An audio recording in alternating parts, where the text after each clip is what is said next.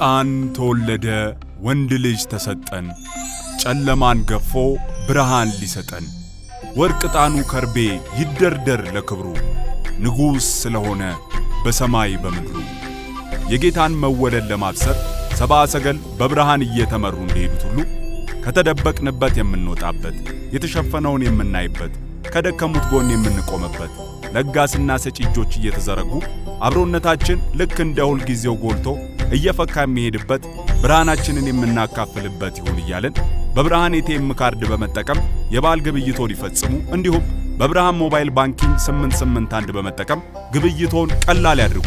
ከብርሃን ባንክ ጋር የሚሰሩትን የገንዘብ አስተላላፊ ድርጅቶች በመጠቀም ለበዓሉ ለወዳጅ ዘመዶ ስጦታ ይላኩ፣ ይቀበሉ። መልካም በዓል። ብርሃን ባንክ። እንደ ስማችን ብርሃን ነው ስራችን። የመጀመሪያውን ጉዳይ እናንሳ። ትናንትና ምሽት በኤምሬትስ የተደረገውን ጨዋታ እንመልከት። አርሰናልን ከሊቨርፑል ጋር ያገናኘው ጨዋታ ያለምንም ግብ ተጠናቋል። ይህንን ጉዳይ እናንሳው። እንግዲህ በጨዋታው በተለይ ገለልተኛ ሆኖ ለሚመለከት ደጋፊ ያን ያህል ሳቢ የነበረ ጨዋታ አይደለም። ነገር ግን ከዛ በላይ ትርጉም የነበረው ደግሞ ጨዋታ ነበር። ምክንያቱም የዋንጫ ፉክክሩ ላይ ለውጥ ሊያመጣ የሚችል መርሃ ግብር እንደሆነ አስቀድመን ትናንትናም ስናነሳ ነበረ። ይህንን ጉዳይ እንመልከተው። እንግዲህ የሁለት አጋማሾች ልዩነት የነበረው ነው። ሊቨርፑል እንግዲህ ሙከራዎች የነበሩት ግን ኦን ታርጌት ሳይሞክር የወጣበትም ጨዋታ ነውና እናንሳይን ጉዳይ ልክ ነው። ምሳ ለኔ በጣም አሰልቺ ጨዋታ ነበር። እንደ ተዝናኑት ካየነው በሁለቱም ቡድኖች በኩል የሁለቱ ቡድኖች ኤክስጂ ተደምሮ አንድ አይሞላም። 0.57 አርሰናል፣ ሊቨርፑል 0.36 ነው የነበረው። እንደው ትላንት ከጨዋታው በፊት በነበረን ዝግጅት ላይ ሳነሳ የአርሰናልና የሊቨርፑልን ወይ ሊቨርፑልና የአርሰናልን ጨዋታ በሃይብሪና በአንፊልድ ወይ በኤምሬትስና በአንፊልድ የምወዳቸው ጨዋታዎች ናቸው። ምክንያቱም እንደ ብዙ ትልልቅ ጨዋታዎች ዝግ ጨዋታዎች አይደሉም። ብዙ የጎል እድል የሚፈጠርባቸው፣ ብዙ ጎል የሚቆጠርባቸው ከቶተንሃምና ከሊቨርፑል ጨዋታ ቀጥሎም በፕሪሚየር ሊግ ታሪክ በርካታ ጎሎች የተቆጠሩበት፣ ብዙ ሃትሪክ የተሰራበት፣ ባለፈው 10 ዓመት ደግሞ ብዙ ጎል የተቆጠሩበት መርሃ ግብር ይሄ የአርሰናል ሊቨርፑል መርሃ ግብር ነው። ስለዚህ በታሪክ እንዲህ አይነት ልማድ ያለው ነው። ኢቭን ያለፈውን የውድድር ዘመን የሁለቱም ቡድኖች ግንኙነት በሁለቱም ስቴዲየሞች በለንደንም በሊቨርፑልም ብታይ ሁለቱም ጨዋታዎች 2-2 ነበር የተጠናቀቁት። ስለዚህ በእያንዳንዱ ጨዋታ በአማካይ 4 ጎል ይቆጠር ነበር ማለት ነው እና ባለፉት 24 ጨዋታዎችም ልክ እንደዚህ አይነት ስታቲስቲክስ ነበር እና ከጨዋታው በፊት እንደው ክፍት ጨዋታ እንደማይሆን በገምትም ሁለቱም የኮንትሮል አሰልጣኞች እንደሆኑ ባውቅም ግን እንደዚህ በጣም ውጥርጥር ያለ ብዙ የጎል እድል ያልተፈጠረበት ዝግ ጨዋታ ይሆናል የሚል ግምት አልነበረኝም እና የማጥቃት እግር ኳስ ማየት ለሚፈልጉ ለእንደዚህ አይነት ለኔ አይነት ተመልካቾች የሚያዝናና ጨዋታ አልነበር። በጣም አሰልቺ ነበር። ያው እኛ ስቴዲየም ውስጥ ባንሆንም እዚህ ሆነን ብናይም ግን ዝናባማ ነበር ደግሞ የአየር ንብረቱም። ስለዚህ ስቴዲየም ውስጥ ለነበሩ ሰዎች የበለጠ ከባድ ጨዋታ እንደነበር መገመት እችላለሁ።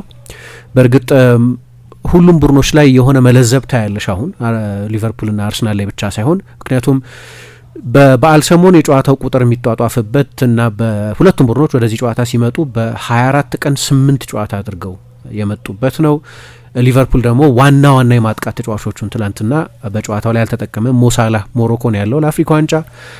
አሌክሳንደር ኢሳቅ ተጎድቷል እንደምታውቂው፣ ስለዚህ ለወራት አይጫወትም።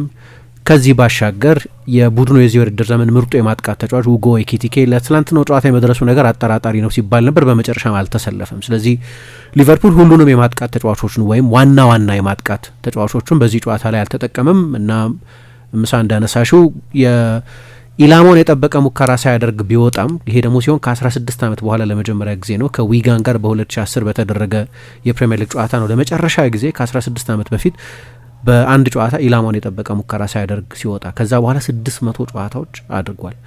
ግን የምንረዳቸው ምክንያቶች አሉ። የቡድኑ ዋና ተጫዋቾችን በጨዋታው ላይ ማሰለፍ አልቻለም። ያ ፋየር ፓወር አልነበረውም።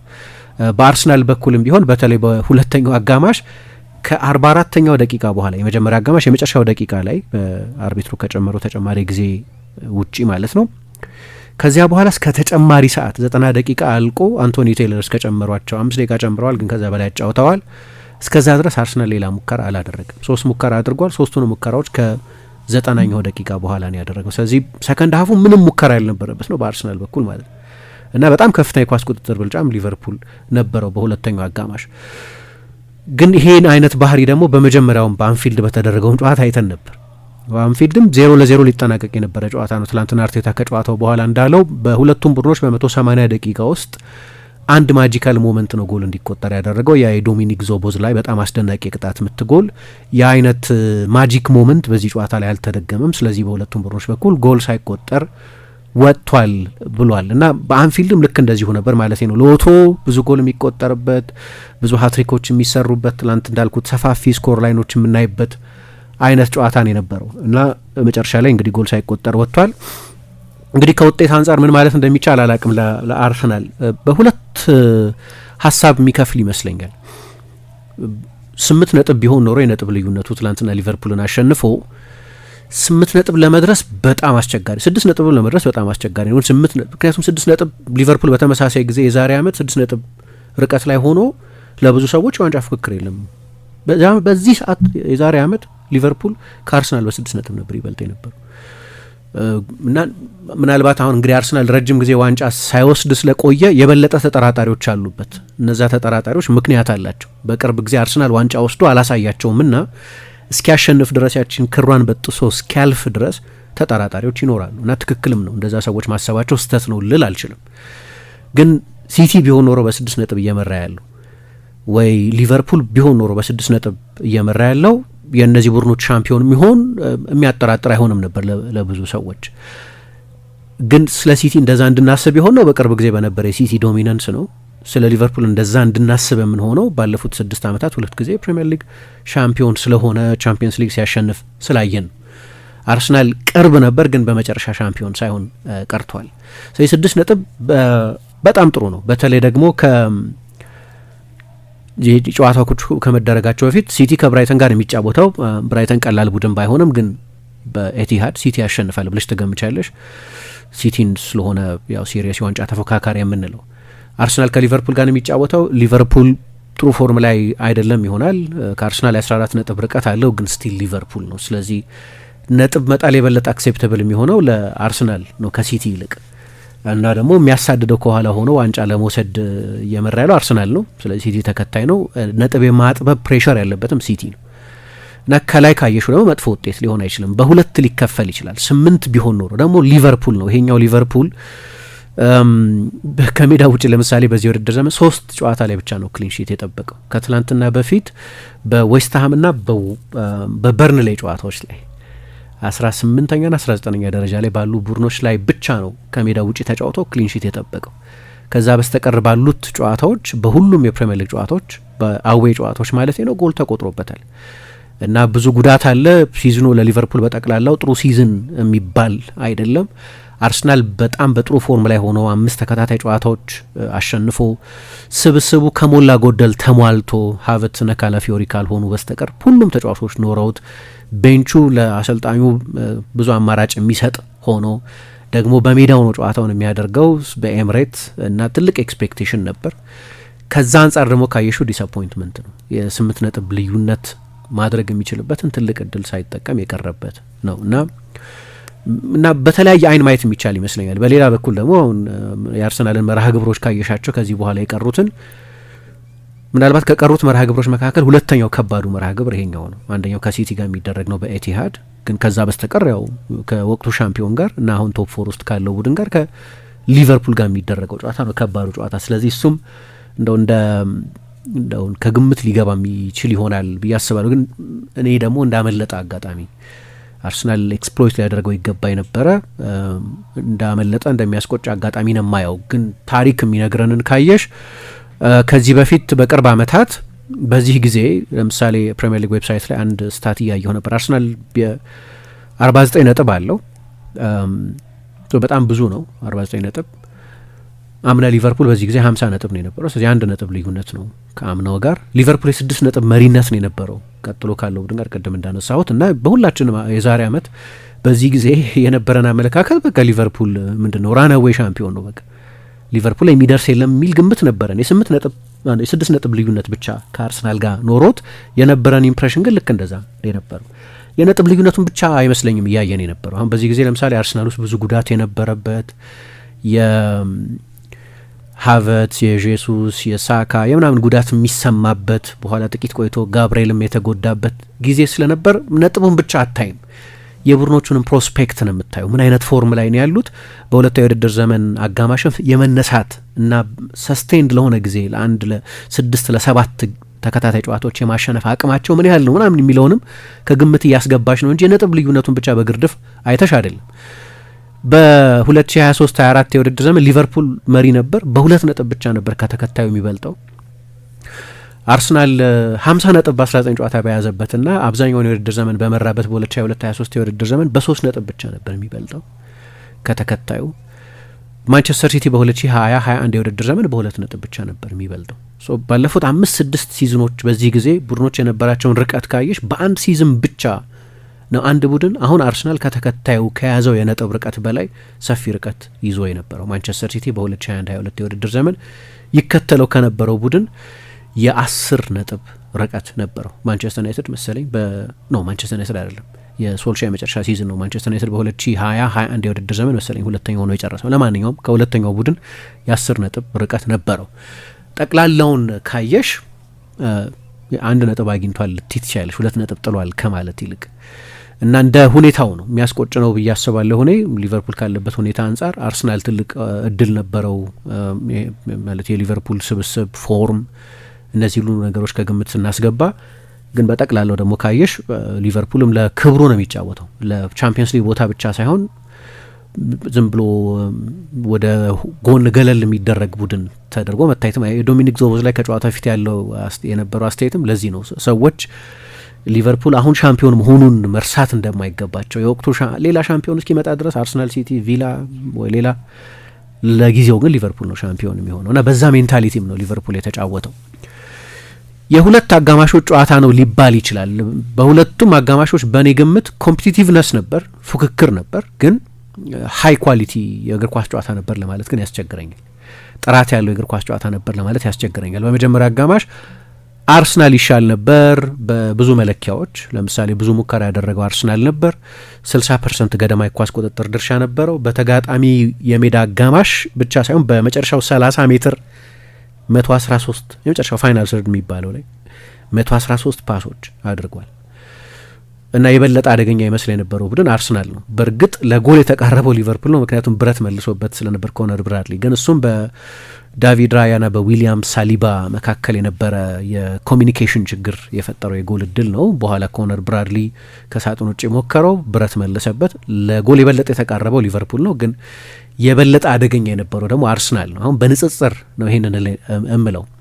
በተለይ በመጀመሪያው 20 ደቂቃ ቡካዮ ሳካ ከሚሎሽ ኬርኬዝ ጋር ትልቅ ሚስማች ነበር ማለት ይቻላል። በተደጋጋሚ ጨዋታው ከተጀመረበት ጊዜ ጀምሮ በኋላ ጨዋታውን አዳፕት እያደረገ ሲመጣ የበለጠ ኮምፎርታብል የሆነ ሲመጣ ጥሩ ተጫውቷል። እንዲሁም በሊቨርፑል መለያ በሁለቱ አጋማሽ ያሳየው ፐርፎርማንስ በጣም ጥሩ ከተጫወተባቸው አጋማሾች መካከል አንደኛው ነው።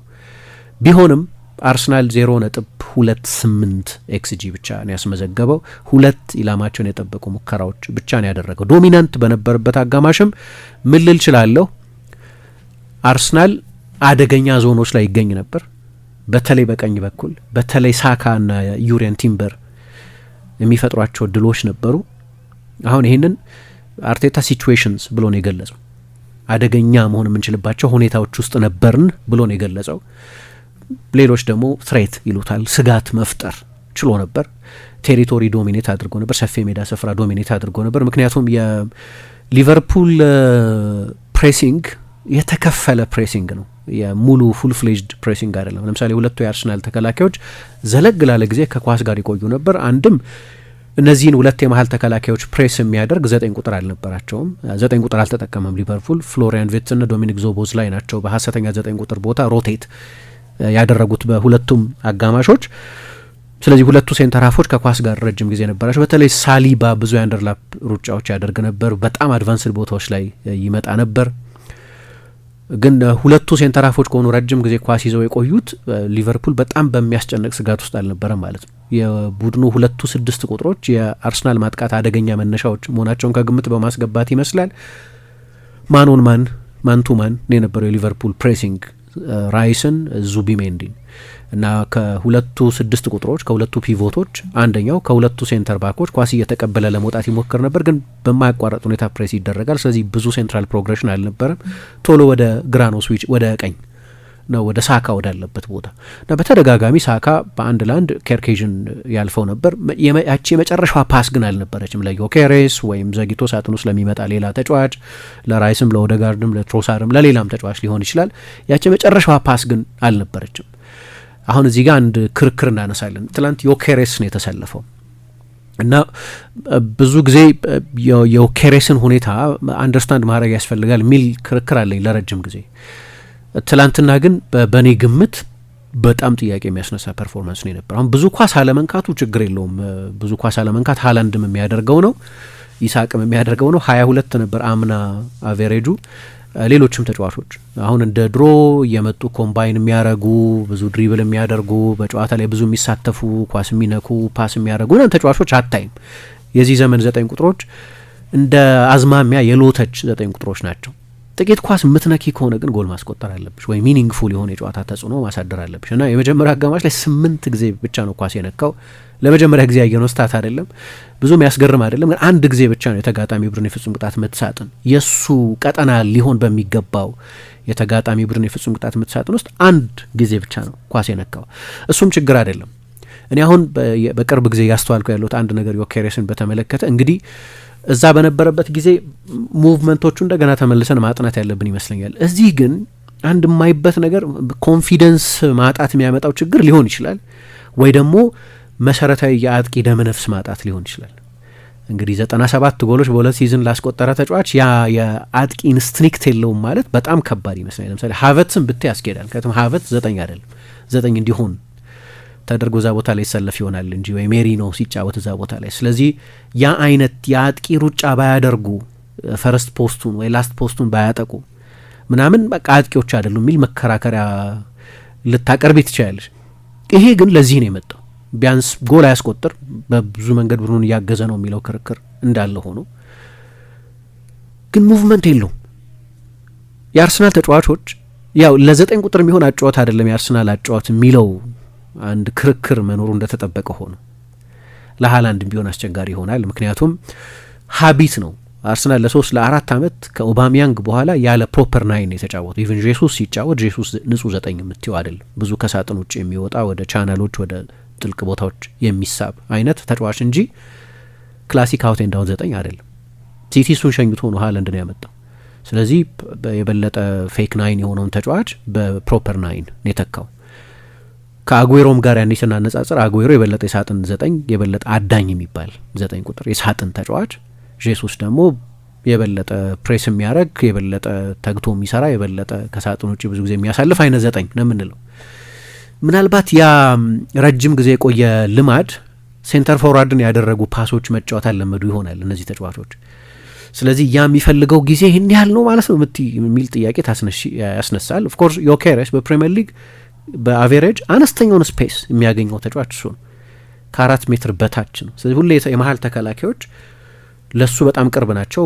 ብዙ የመሮጫ ስፔስ አያገኝም እንደዚህ እና ያ አይነት ትኩረት ማግኘቱ ለሌሎች አርሰናል ተጫዋቾች ጠቅሟል። ግን በትናንትናው አይነት ጨዋታ ላይ የምታስተው አንደኛው ነገር እኔ ባለፈውም አንድ ሰው ሲያነሳው ሰምቼ ነበረ ከብራይተን ጋር ይመስለኛል። ዮኬሬስ ልክ ሳካ ኳሱን ይዛል። ያው በራስ መተማመን ችግር ምክንያት ሊሆን ይችላል ወይም የአዌርነስ ችግር መሆን አለበት። በቀደም ጋሪ ሊኒከር ሲያነሳ በጣም ኢንትረስቲንግ ፖይንት ነው። ይሄንን እያልኩ ነበር። ስለ ሙቭመንት ያስረዳል። ጋሪ ሊኒከር ከመከረሽ መስማት አለብሽ። ምክንያቱም የተዋጣለት ተሳሴ ላሰ ጎል አስቆጣሪ 9 ስለነበር እዛው ጨዋታ ላይ ማርቲኔሊ ተቀይሮ ገባና ጎል አላስቆጠረም። ግን ተመሳሳይ ኳስ ሳካ ወደ ሳጥን ለማርቲኔሊም ለዮኬሬስም ልኮ ነበር እዛ የብራይተን ጨዋታ ላይ እና ዮኬሬስ ምን አይነት ዝንባሌ ያለው የመሀል ተከላካይን ተከልሎ ይደበቃል ወይም ወደ ኳሱ አይመጣም። ወደ አንፕሪዲክተብል ሩጫዎች አያደርግም። ኳሱ እሱ ጋር እስኪመጣ ነው የሚጠብቀው። እሱ ጋር ሲመጣ አታይም በጨዋታ ውስጥ በቃ እና አንዳንድ ጊዜ ዩ ሃቭ ቱ ፎርስ ኢት ነገሩ ፓሱ ወደ አንቺ እንዲመጣ ያ ሙቭመንት መኖር አለበት። ያ በቂ ሙቭመንት የለም። ሙቭ አያረግም። ስታቲክ ነው፣ በጣም ዳይናሚክ አይደለም። እና ማርቲኔሊ እኔ እንዲያውም በተለይ በአንዳንድ ትልልቅ ጨዋታዎች ላይ አንስቼዋለሁ ከዚህ በፊት 9 ሆኖ መጫወት አለበት የሚል አመለካከት ነበረኝ። እንደማይጫወት አውቃለሁ ብዙ አማራጮች ስላሉት አርቴታ፣ ግን ያ ኬፓቢሊቲ ያለው ተጫዋች ይመስለኛል። በሙቭመንቱ ምክንያት ነው ግን ያንን እምለው። ሁሌ የሩቁን አንግል ብቻ አይደለም ታርጌት የሚያደርገው ፈርስት ፖስት የሚባለውን ወይም ክሮሱ ሲደረግ ወደ ክሮስ አድራጊው ቅርብ የሆነውን አንግል ማጥቃት ያስፈልጋል። ዮኬሬስ ያንን ሲያደርግ አታየው። በጣም ስታቲክ ነው። በቂ ዳይናሚዝም፣ በቂ ሙቭመንት የለውም እና ይሄ ደግሞ በጣም ችግር ነው እና የትላንትናው ጨዋታ ላይ በመጀመሪያ አጋማሽ ይህንን በማስተዋል ይቻል ነበር እና ጥያቄ ማነሳው አንደኛው ጥያቄ እዚህ ላይ የአርቴታን የተጫዋቾች ምርጫ በተመለከተ ነው። በመጀመሪያ አጋማሽ ዮኬሬስ 60 ምናምን ሚሊዮን ወጥቶበት በብዙ ኤክስፔክቴሽን ብዙ ደጋፊዎች 9 በመጨረሻ አገኘን ብለው እና የሚያስደነግጥ ስታቲስቲክስ ይዞ የመጣ ዝውውሩ መጓተቱ የአርሰናል ደጋፊዎችን እስኪያሰለች ድረስ ከፍ ያለ መጠበቅ የነበረው 9 ቁጥር እንደሆነ አውቃለሁ እና በጠቅላላው የኔ ግንዛቤ ነው ይሄ በጠቅላላው ፖዚቲቭ ውድድር ዘመን ነው እያሳለፈ ያለው። ግን እንዲህ አይነት ሰፊ ስኳድ ሲኖር የምትጠቀሚበት የስኳድ አጠቃቀም በጣም ወሳኝ ነው። ለምሳሌ ጓርዲዮላ አጉዌሮ እያለው አጉዌሮ ከጄሱስ የበለጠ ኤፊሽንት ተጫዋች እንደሆነ እያወቀ ግን ለምሳሌ በሳንቲያጎ ቤርናቤዮ ከሪያል ማድሪድ ጋር ሲጫወት ጄሱስን ያሰልፈው ነበር። ጄሱስ በአንድ ሲዝን ከ14 የሊግ ጎል በላይ ለምሳሌ አስቆጥሮ አያውቅም። 20 ጎል ላይ ደርሶ የሚያውቅ አይመስለኝም በአንድ ሲዝን። ሶ ጎል አስቆጣሪ አይደለም። ያ በፍጹም ከአጉዌሮ ጋር አይነጻጸርም። አጉዌሮ ስታንዳርድ የ30 ጎል አጥቂ ነው። ግን ለሆነ ጨዋታ የበለጠ የሚስማማ ተጫዋች አለ። ያ አይነት ካራክተሪስቲክስ ያለው ተጫዋች ስኳዱ የፈለገ ጥልቅ ቢሆን ለየትኛው ጨዋታ የትኛው የተጫዋች ፕሮፋይል ይስማማል የሚለውን መለየት የአሰልጣኝ የቤት ስራ ነው። በእኔ ግምት ትላንትና ከዮኬሬስ ይልቅ አሁን ከግምትም ውጪ ነው። በተለይ ጄሱስ ከመጣ በኋላ ሀቨርትዝ ሲመጣ የበለጠ ለእኔ ሚኬል ሜሪኖን የበለጠ መጠቀም ነበረበት። ምክንያቱም ሜሪኖ በጠቅላላው እዛ ቦታ ላይ ሲጫወት ጥሩ ነው የሚጫወተው። ባለፈው የውድድር ዘመንም ግን ትልልቆቹን ጨዋታዎች ተመልካቻቸው አርሰናል ከሪያል ማድሪድ ጋር ሜሪኖ በሁለቱም ጨዋታዎች ጥሩ ነበር። በመጀመሪያው ጨዋታ ጎል አስቆጥሯል፣ ግሩም አጨራረሱን ያሳየበት። በሁለተኛው ጨዋታ ለሁለቱም የአርሰናል የክንፍ ተጫዋቾች ለሳካም ለማርቲኔሊ ማሲስት ያደረገው እሱ ነው። ግን እሱ ብቻ አይደለም። በዚህ የውድድር ዘመን ለምሳሌ የአርሰናል ቤስት ፐርፎርማንሶች የሚባሉትን ብታይ ከባየር ሚኒክ ጋር ከኒውካስል ከቶተናም ጋር የተደረጉ ጨዋታዎች ናቸው። 4-1 3-1 በ2-3 ቀናት ልዩነት አርሰናል ያሸነፈባቸው ጨዋታዎች ሁለቱም ጨዋታዎች ላይ የነበረው ሜሪኖ ነው። አርሰናል ቤስት ፐርፎርም ባደረገባቸው ትልልቅ ጨዋታዎች ላይ የአርሰናል 9 ሆኖ የተጫወተው እርሱ ነው። ትናንትና ደግሞ ከሊቨርፑል ጋር የተጫወተው እና ይገባኛል። በቃ ዮኬሬስ እንዲሳካለት ትፈልጊያለሽ እና ለዚህም ነው የመጣው። ሜቢ ለእንደዚህ አይነት ጨዋታዎችም ነው የመጣው። ግን አማራጮች አሉት። ይሄ ተጫዋች እንዳታስቀምጪው የሚያደርግ ፎርም ላይ አይደለም ያለው። በየጨዋታው 2 ጎል እየሰራ ሃትሪክ እያስቆጠረ አይደለም እየወጣ ያለው። ስለዚህ ትናንትና ተጠባባቂ ወንበር ላይ ቢሆን ትልቅ ራስ መታት አይመስለኝም። ጨዋታውን እያየው ነው እሱን የተረዳሁት። በእርግጥ በተለይ ደግሞ በሁለተኛው አጋማሽ ሊቨርፑል 6 አማካዮችን የተጠቀመው። ትናንትና አድቫንስድ ቦታ ነው የጀረሚ ፍሪምፖንግ ቦታ። በግራ በኩል ኮዲ ጋክፖ አለ፣ ሌሎች 4 አማካዮች አሉት እና መሀል ሜዳ ላይ ከፍተኛ የቁጥር ብልጫ በተለይ ፍሎሪያን ቨርትዝ በጣም ወደ ኋላ መሳብ ከጀመረበት ጊዜ በኋላ ከፍተኛ ቴሪቶሪያል ብልጫ ወስዶ ነበር ሊቨርፑል። አንደኛ ፕሬስ ለመደረግ አልተመቸም። ምክንያቱም ቢልድ በሚያደርጉበት ጊዜ ጋክፖ ከኬርኬዝ አጠገብ ነው። አንዳንድ ጊዜ ፍሎሪያን ቨርትዝን ከፍራፍንበርግ አጠገብም ልታዩ ትችላለች። ስለዚህ ፕሬስ ለማድረግ 6-7 ተጫዋች ሊያስፈልግሽ ነው። ከጀርባ የሚሮጥ እንደ ፍሪምፖንግ አይነት ጋክፖም እንዲህ አይነት ተጫዋቾች ስላሉ አርሰናል እንደዛ ኦቨር ኮሚት ማድረግ የፈለገ አልመሰለኝም። ታክቲካዊ ምክንያት አለው። ግን ደግሞ በተለይ በቁጥር ብልጫ ሜሪኖ የሚሰጠው ጥቅም ወይ ሀቨርትዝ ወይ ፊት ቢሆን ጄሱስ የሚሰጡት አንደኛው ጥቅምና ዮኬሬስ ላይ የማናየው አንደኛው ነገር ጎል ካላስቆጠረ ወይ ፕሬስ ካላደረገ ፕሬስ ለማድረግ የሚመች ሴቲንግ አልነበረም። በሁለተኛው አጋማሽ የሊቨርፑል ቢልድ አፕ በጣም በብዙ ተጫዋቾች ስለነበር ከኋላ ቢልድ ያደርግ የነበረው በጣም አስቸጋሪ ይሆናል። አርሰናል እንደዛ ኦቨር ኮሚት ማድረግ አይችልም። ምክንያቱም እንደዚህ አይነት ዴስፕሬሽን ውስጥ አይደለም ያለው። ሊጉን በ6 ነጥብ እየመራ ነው። ስለዚህ ሁሉንም ነገር ምንድነው ኪችን ሲንክ እንደሚሉት እንደዛ ማድረግ አይችልም። እንደው ትሮዊንግ ኪችን ሲንክ ነው የሚሉት። እንደዛ ሁሉንም ነገር ኮሚት ማድረግ አይችልም። አርሰናል ጥንቃቄ እያደረገ እንደነበር እረዳለሁ። ስለዚህ ፕሬስ አያደርግም ወይም ሴቲንጉ ፕሬስ ለማድረግ የሚመች አይደለም። ሁለተኛ አርሰናል ከፍተኛ የፖሴሽን ብልጫ ተወስዶበታል። በፖሴሽን ጊዜ አይጠቅምም ተጫዋቹ። ሚድፊልደር አይደለም፣ ክላሲክ 9። ሜሪኖ ቢሰለፍ ግን አትሊስት ተቀይሮም ቢሆን ግን እኔ እንደ ፕላን ኤ መታየት አለበት ሜሪኖ ላለው። ፕላን ኤ አይመስለኝም፣ ፕላን ቢው አይመስለኝም። ኢቨን ፕላን ሲው ፕላን ዲዩም ላይሆን ይችላል። ፕላን ዲዩ ሊሆን ይችላል ሀቨርትዝ ሲመለስ። ግን አንደኛ የሚድፊልደር ካራክተሪስቲክስ ስላለው ተጨማሪ አማካይ ይሆናል ማለት ነው። አርሰናል በ4 ወይ በ5 አማካዮች መጫወት ይጀምራል ማለት ነው። ሳካና ትሮሳር እንደ አማካይ ከቆጠርኩ ወይም 6ኛ እና ያኔ ኒውሜሪካል መመጣጠን ትፈጥሪያለች ከሊቨርፑል ጋር እና ዮኬሬስ ያንንም ጥቅም የሚሰጥ ተጫዋች አልነበረም። አሁን እያወራህ ያለሁት ከትላንትናው ጨዋታ ኮንቴክስት አንጻር ነው እና ብዙ ውስንነቶች አይቼበታለሁ ትላንት በነበረው ጨዋታ እና አርሰናል ከፍተኛ ብልጫ በወሰደበትም በመጀመሪያ አጋማሽ እንዳልኩት 100 ምናምን ጊዜ ፋይናል ሰርድ ፓስ አድርጓል፣ 6 ሙከራ አድርጓል እንደዚህ። ግን ያቺ ካቲንግ ኤጅ አልነበረችም እና የሁለት ውጤት ነው የአርሰናል ተጫዋቾች ከእንደዚህ አይነት 9 ጋር ሲጫወቱ ስላልቆዩ ወይም እንዲህ አይነት ልማድ ስለሌላቸው የእሱን ሙቭመንት በደንብ እየተረዱ አይደለም ማለት ነው፣ ወይም እነዛ ሳካ ወደ ሳጥን ይልካቸው የነበሩ ኳሶችን ለማጥቃት የሚሆን በቂ ዳይናሚዝም ሳጥን ውስጥ አልነበረው ማለት ነው። የሁለቱ ጋብቻ ነው የሚመስለኝ፣ የሁለቱ ጥምረት ነው የሚመስለኝ። ግን ደግሞ አሰልጣኙ አይ ቲንክ የትኛውን ተጫዋች በየትኛው ጨዋታ መጠቀም እንዳለበት የማወቅ ግዴታ ያለበት ይመስለኛል። ይሄንን ትላንት ማድረጉን እንጃ እና ሲወጣ አንድም ሙከራ አላደረገም። አንድ ጊዜ ብቻ የተጋጣሚ ቡድን ሳጥን ውስጥ አንድ አጋጣሚ ላይ ብቻ ወደ ኋላ ወደ ጥልቀት ተመልሶ ወደ ስፔስ የጣለው አንድ ግሩም ኳስ ነበር። ከዛ በስተቀር የሚጠቀስ ኖቲሰብል የሆነ የማጥቃት አደጋ ሲፈጥር አላየሁም።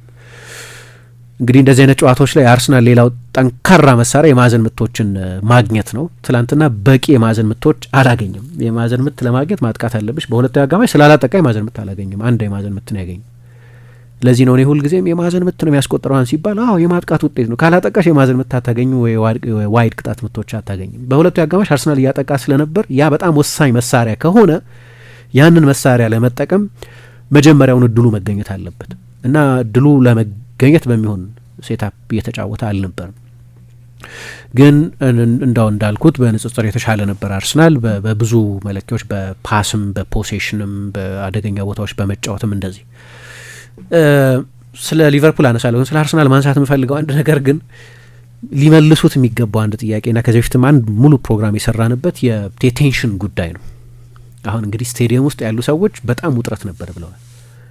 ጨዋታው ሲያልቅም በስቴዲየም ውስጥ አርሰናል እንደተሸነፈ አይነት ከሊቨርፑል ጋር ከወቅቱ የፕሪሚየር ሊግ ሻምፒዮን ጋር አቻ እንደተለያየን አርሰናል በ6 ነጥብ ርቀት እየመራ እንደሆነ ሳይሆን ዱም ይዝማል አርሰናልን በተመለከተ። ምክንያቱም በፕሪሚየር ሊግ ታሪክ የአርሰናልን ያህል ሁለተኛ ሆኖ የጨረሰ ቡድን የለም። በታሪክ 9 ጊዜ ሁለተኛ ሆኖ ጨርሷል። በቅርብ ዓመታት 3 ተከታታይ ሲዝኖች ሁለተኛ ሆኖ የጨረሰበትን ጨምሮ በመሀል ዋንጫ ያሸነፈባቸው ጊዜያት ነበሩ። እንደዚህ ግን እንደው ሁለተኝነትን እንደ ጣፈንታ ማየት ማቆም ያስፈልጋል አይደለም። እና ያንን ቡድኑ ማድረግ አለበት። ግን ስቴዲየም ውስጥ ያለው ሳይኮሎጂካል ፈተና እሱን ተጫዋቾቹም ላይ ያለው ሳይኮሎጂካል ፈተና አሁን እንደዛ አይነት ችግር የሚሆነው አርሰናል ኤክስፔክት በሚደረግባቸው ጨዋታዎች ነው። ለምሳሌ የወልቭስን ጨዋታ ሳነሳው የወልቭስ ጨዋታ እንደዛ አይነት በጣም ደካማ ፐርፎርማንስ ያየ ነው በቴክኒካዊ ምክንያቶች ብቻ አይመስለኝ። ወልቭስ ደህና ተከላክሏል፣ ግን ስቲል ወልቭስ ነው። ሶ ዩ ሃቭ ቱ ፋይንድ አ ዌይ ወልቭስን የምታሸነፊበትን መንገድ። ኤክስኪውዝ አይሆንም የወልቭስ ጥሩ መከላከል። አመቱ ሙሉ ያየነው በጣም ደካማ ቡድን ስለነበር አሁን በመጨረሻ ትንሽ አይነት የማገገም ምልክት ታይበታለች ቡድኑ ላይ። በቀደም ዌስትሃምን ስላሸነፈ ግን ስቲል ዌስትሃምን ያሸነፈው እና ከወልቭስ ጋር የነበረውን ጨዋታ እኔ ከቴክኒካዊ ጉዳዮች ይልቅ ስነ ልቦናዊ ጉዳዮች ያሉት ይመስለኛል። ምክንያቱም ከጨዋታው በፊት የነበረው ግምት ዩናይትድ 4-1 አሸንፎት ነበር ሰኞ ወልቭስን እና ቅዳሜ ከአርሰናል ጋር ሲጫወት አርሰናል ከዩናይትድ የተሻለ ቡድን ነው። 5-6 ጎል ነው ደጋፊውም ኤክስፔክት የሚያደርገው፣ ሜቢ ተጫዋቾችም ኤክስፔክት የሚያደርጉት። ከዛ አልሆን አለ። በ25 ደቂቃ አንድ ሙከራ አላደረገም አርሰናል የ30 ደቂቃ እና ድንገት ውጥረት ነገሰ ስቴዲየም ውስጥ። አሸንፏል ጨዋታውን፣ ግን ምን አይነት ኢሞሽናል ኢምባላንስ እንደነበር አስታውሳለሁ። አሁን ኤክስፔክት በምትደረጊበት ጊዜ ልክ እንደዚህ ሲሆን የትላንትናው ጨዋታ እንደ ወልቭስ አይደለም ኦፍኮርስ፣ ግን አብዛኛው ሰው የነበረው ግምትም በፕሪሚየር ሊግ ስክሪን ዋም ላይ ዊን ፕሮባቢሊቲ ምናምን ብሎ ሲለጥፍ 62% አርሰናል ይህን ጨዋታ ያሸንፋል፣ ሊቨርፑል 18% ያሸንፋል የሚል ምን ማለት እንደሆነ አላቅም። ዊን ፕሮባቢሊቲ እንዴት ካልኩሌት እንደሚያደርጉትም አላቅም፣ ግን ይህን ጨዋታ ያሸንፋል የሚል ግምት የተሰጠው በጣም ከፍተኛ ግምት የተሰጠው አርሰናል ነው። ምን ማለት ነው? ከፍተኛ ኤክስፔክቴሽን ያለው እዚህ ጨዋታ ላይ ፕሬሸሩም ያለው አርሰናል እንዲያሸንፍ ፐርፎርም እንዲያደርግ ነው። አሁን ልክ እንደዚህ ሲሆን ነው ስነ ልቦናዊ ፈተና የሚሆነው። ይህንን ስነ ልቦናዊ ፈተና አርሰናል በሚገባ አላለፈም አትሊስት ትላንት እና አንዳንድ ጊዜ እንደዛ ሊሆን ይችላል። ይሄ ደግሞ ያንን ሜንታል ሄርድል ያንን ምንድነው ስነ ልቦናዊ ሸክም ነው አርሰናል ይዞ እየተጫወተ ያለው። ለ3 ዓመታት ሁለተኛ ሆኖ እየተጫወተ ስለሆነ ስለጨረሰ እና እሱ ይሁን አላቅም፣ የአእምሮ ጉዳይ ይሁን አላቅም። በሁለቱ አጋማሽ የነበረው የአርሰናል ፐርፎርማንስ አንድም የአርሰናል ተጫዋች ጥሩ አልተጫወተም። በመከላከሉ ልትተቿችም ይሆናል፣ ግን በሁለተኛው አጋማሽ የምጠቅሰው ጥሩ ተጫወተ ብዬ ማነሳው አንድም የአርሰናል ተጫዋች አልነበረም። በጠቅላላው እንደ 90 ደቂቃ እኔ በዚህ ሲዝን ከአርሰናል መጥፎ ፐርፎርማንሶች መካከል አንዱ የታየበት ነው ምለው። ስለዚህ አንድ ጥሩ ነገር ነው እንግዲህ አርሰናል መጥፎ ፐርፎርማንሱን ባሳየበት ጨዋታ ከሊቨርፑል ጋር 0-0 ከተለያየ የቡድኑ ስታንዳርድ ከፍተኛ ነው ማለት ይሆናል። በእርግጥ ግን እንደ ፐርፎርማንስ ግን ከአርሰናል ኤክስፔክት የሚደረግ አይነት ፐርፎርማንስ መጀመሪያው ማጋማሽ በአብዛኛው እንደዛ ዶሚናንስ በወሰደበትም ጊዜ በቂ ጥርስ የነበረው አልመሰለኝ ማጥቃቱ። በሁለቱ አጋማሽ ግን በተለይ በጣም አስደንጋጭ ነበር። እንግዲህ እንዳልኩት ሊቨርፑል በርንሌን እና ዌስትሃምን በገጠምባቸው ጨዋታዎች ብቻ ነው ጎል ሳይቆጠርበት የወጣው። ሊቨርፑል ከሜዳ ውጭ የወልቭስን ያህል ጎል የተቆጠረበት ቡድን ነው። በቅርብ ጊዜ እንዳጠበቁ አውቃለሁ። ትላንት ሳነሳ እንደነበረው አሰልጣኙ አሁን ለሶሊዲቲ ሲሉ የስትራክቸር ለውጥ አድርገዋል። በሚድፊልድ ዳይመንድ መጫወት ጀምረዋል።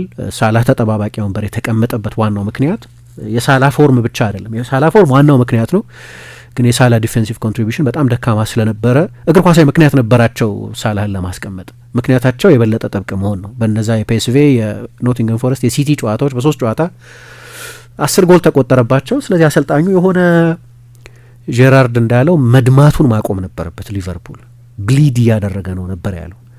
ያንን ውሳኔ ነው የወሰኑት ከዛ ሊድስ ያን ሰሞን የነበሩት ጨዋታዎች ላይ። ስለዚህ በቅርብ ጊዜ ደህና እየሆነ ነው ከኋላ፣ ግን በጠቅላላው ጥሩ ዲፌንሲቭ ቁጥሮች ያሉት ቡድን አይደለም እና ይሄንን ቡድን ማሸነፍ ይጠበቅበት ነበር ማለት ነው። ግን በሁለቱም ጨዋታዎች ሆኖላቸዋል አርነ ስሎት። የመጀመሪያውን ጨዋታ ላይ የአርሰናልን ማጥቃት በሚገባ ሊሚት ማድረግ ችለዋል። ትላንትናም እንደዚሁ። በነገራችን ላይ በዚህ ውድድር ዘመን አርሰናል በሁሉም ውድድሮች ጎል ያላስቆጠረበት ብቸኛው ቡድን ሊቨርፑል ነው እና በሁለቱም ጨዋታዎች ከ0.5 ያልበለጠ ኤክስጂ ከ0.6 እንደዚህ ያልበለጠ ኤክስጂ ያስመዘገቡ እና ትላንትናም እንደዚሁ በድጋሚ። አሁን እዚህ ጋር አርነ ስሎትን ማድነቅ የሚያስፈልግ ይመስለኛል። ብዙ ጫና ውስጥ እንደነበሩ ይታወቃል። ግን የአንድ አሰልጣኝ ችሎታ ፕራግማቲዝም ነው። አሁን እኔ ቡድኑ ማጥቃቱ በጣም እንደተዳከማ ያለው ትላንትና እሳቸው ራሳቸው በጣም ገረመኝ ሰዎች ሊቨርፑል ጥሩ ተጫውቷል ሲሉ አሉ ራሳቸው አርነ ስሎት። አርሰናል ላይ አንድም ኢላማውን የጠበቀ ሙከራ አላደረግም። ደስ ብሎኛል ባሳየነው ፋይት፣ ለእኔ ግን ጥሩ ፐርፎርማንስ አይደለም ብለዋል። እና ሰዎች በዚህ እንዴት ነው ሊቨርፑል ጥሩ የተጫወተው ብሎ ሲያደንቁ አይገባኝም። ምክንያቱም ማጥቃታችን ከዚህ መሻል አለበት የሚል እምነት ስላለኝ የሚል አስተያየት ሰጥተዋል። እና ወደዚህ ስቴዲየም መጡ። እኔ ካላቸው አንጻር ካሏቸው የተጫዋቾች ብዛት አንጻር እና ቡድኑ በቅርብ ጊዜ እየታየበት ከነበረው ድክመት አንጻር ነገሩን ማኔጅ ያደረጉበት መንገድ በጣም ጥሩ ነው እላለሁ። በ12 ጨዋታ 9 ጨዋታ ተሸንፈው ነበር የሆነ ጊዜ። በሁለቱም በኩል ችግር ነበረባቸው፣ በማጥቃቱም ጨዋታ በመቆጣጠሩም በመከላከሉም በብዙ የጨዋታው መልኮች። ከዛ አወዛጋቢ ቢመስልም ለእኔ ለምሳሌ ሳላህ መቀመጡም በጭራሽ አወዛጋቢ አልነበርም። የሳላህ ፕሮፋይል ነው እንጂ ነገሩን አወዛጋቢ የሚያደርገው የሳላህ ፐርፎርማንስ እና ለቡድኑ እየሰጠ ያለው ጥቅም ተጠባባቂ የማያስደርግ የማያስነካ ምናምን አልነበርም። ያንን ትልቅ ውሳኔ መወሰን ነበረባቸው። መጥበቅ ከነበረበት ከኋላ ያለው የቡድኑ መከላከል ፕሮፐር የሆነ የመከላከል ተጫዋች ጎሜዝን መጠቀም ጀመሩ። ለተወሰኑ ጨዋታዎች ዞቦዝ ላይ ነው ወደ ቀኝ ያወጡት እና ሊቨርፑል ኦፍኮርስ በማዝናናት ለማየት ደስ በማለት ኢንተርቴን በማድረግ ጎሎች በማስቆጠር የተዋጣለት አልነበርም፣ ግን ጠብቋል ከኋላ ምንም ጥያቄ የለውም። እና ይሄ አሰልጣኙ ፕራግማቲዝም የቡድኑን ወቅታዊ ችግር ማየትና ጊዜያዊ መፍትሄ መፈለግ። ሊቨርፑል እንዲህ አይጫወትም ለወደፊቱ። አርነ ስሎት እንደዚህ አይነት እግር ኳስ የሚጫወት ቡድን መስራት የሚፈልጉ አይመስለኝም። ግን ትላንትና በጣም ከፍተኛ ብልጫ በተወሰደበት የጨዋታው ጊዜ አርሰናል በመጀመሪያ አጋማሽ 0.2 ምናምን ኤክስጂ ነው ያስመዘገበው። ጥራት ያላቸው አደገኛ ሙከራዎች እያደረገ አልነበረም። በ0.28 ሁለተኛው አጋማሽ ላይ ግን በጣም ያስደነቀኝ አንደኛ ዲፌንሲቭ ላይኑን ወደፊት ትልልቅ ጨዋታዎች ላይ በነገራችን ላይ ጥሩ ነው ሪከርዳቸው። ከሲቲ ጨዋታ በስተቀር ሲሉ ነበር እሳቸውም። ቪላ ተጫውቷል ከእሳቸው ቡድን ጋር ጎል አላስቆጠረም። ሪያል ማድሪድ ተጫውቷል ጎል አላስቆጠረም። ኢንተር ሚላን ተጫውቷል ጎል አላስቆጠረም። አርሰናል ተጫውቷል ከእሳቸው ቡድን ጋር በሁለቱም ጨዋታዎች ጎል አላስቆጠረባቸውም። ስለዚህ በትልልቅ ጨዋታዎች ላይ ያላቸው ሪከርድ በጣም ጥሩ ነው በመከላከልም ቢሆን።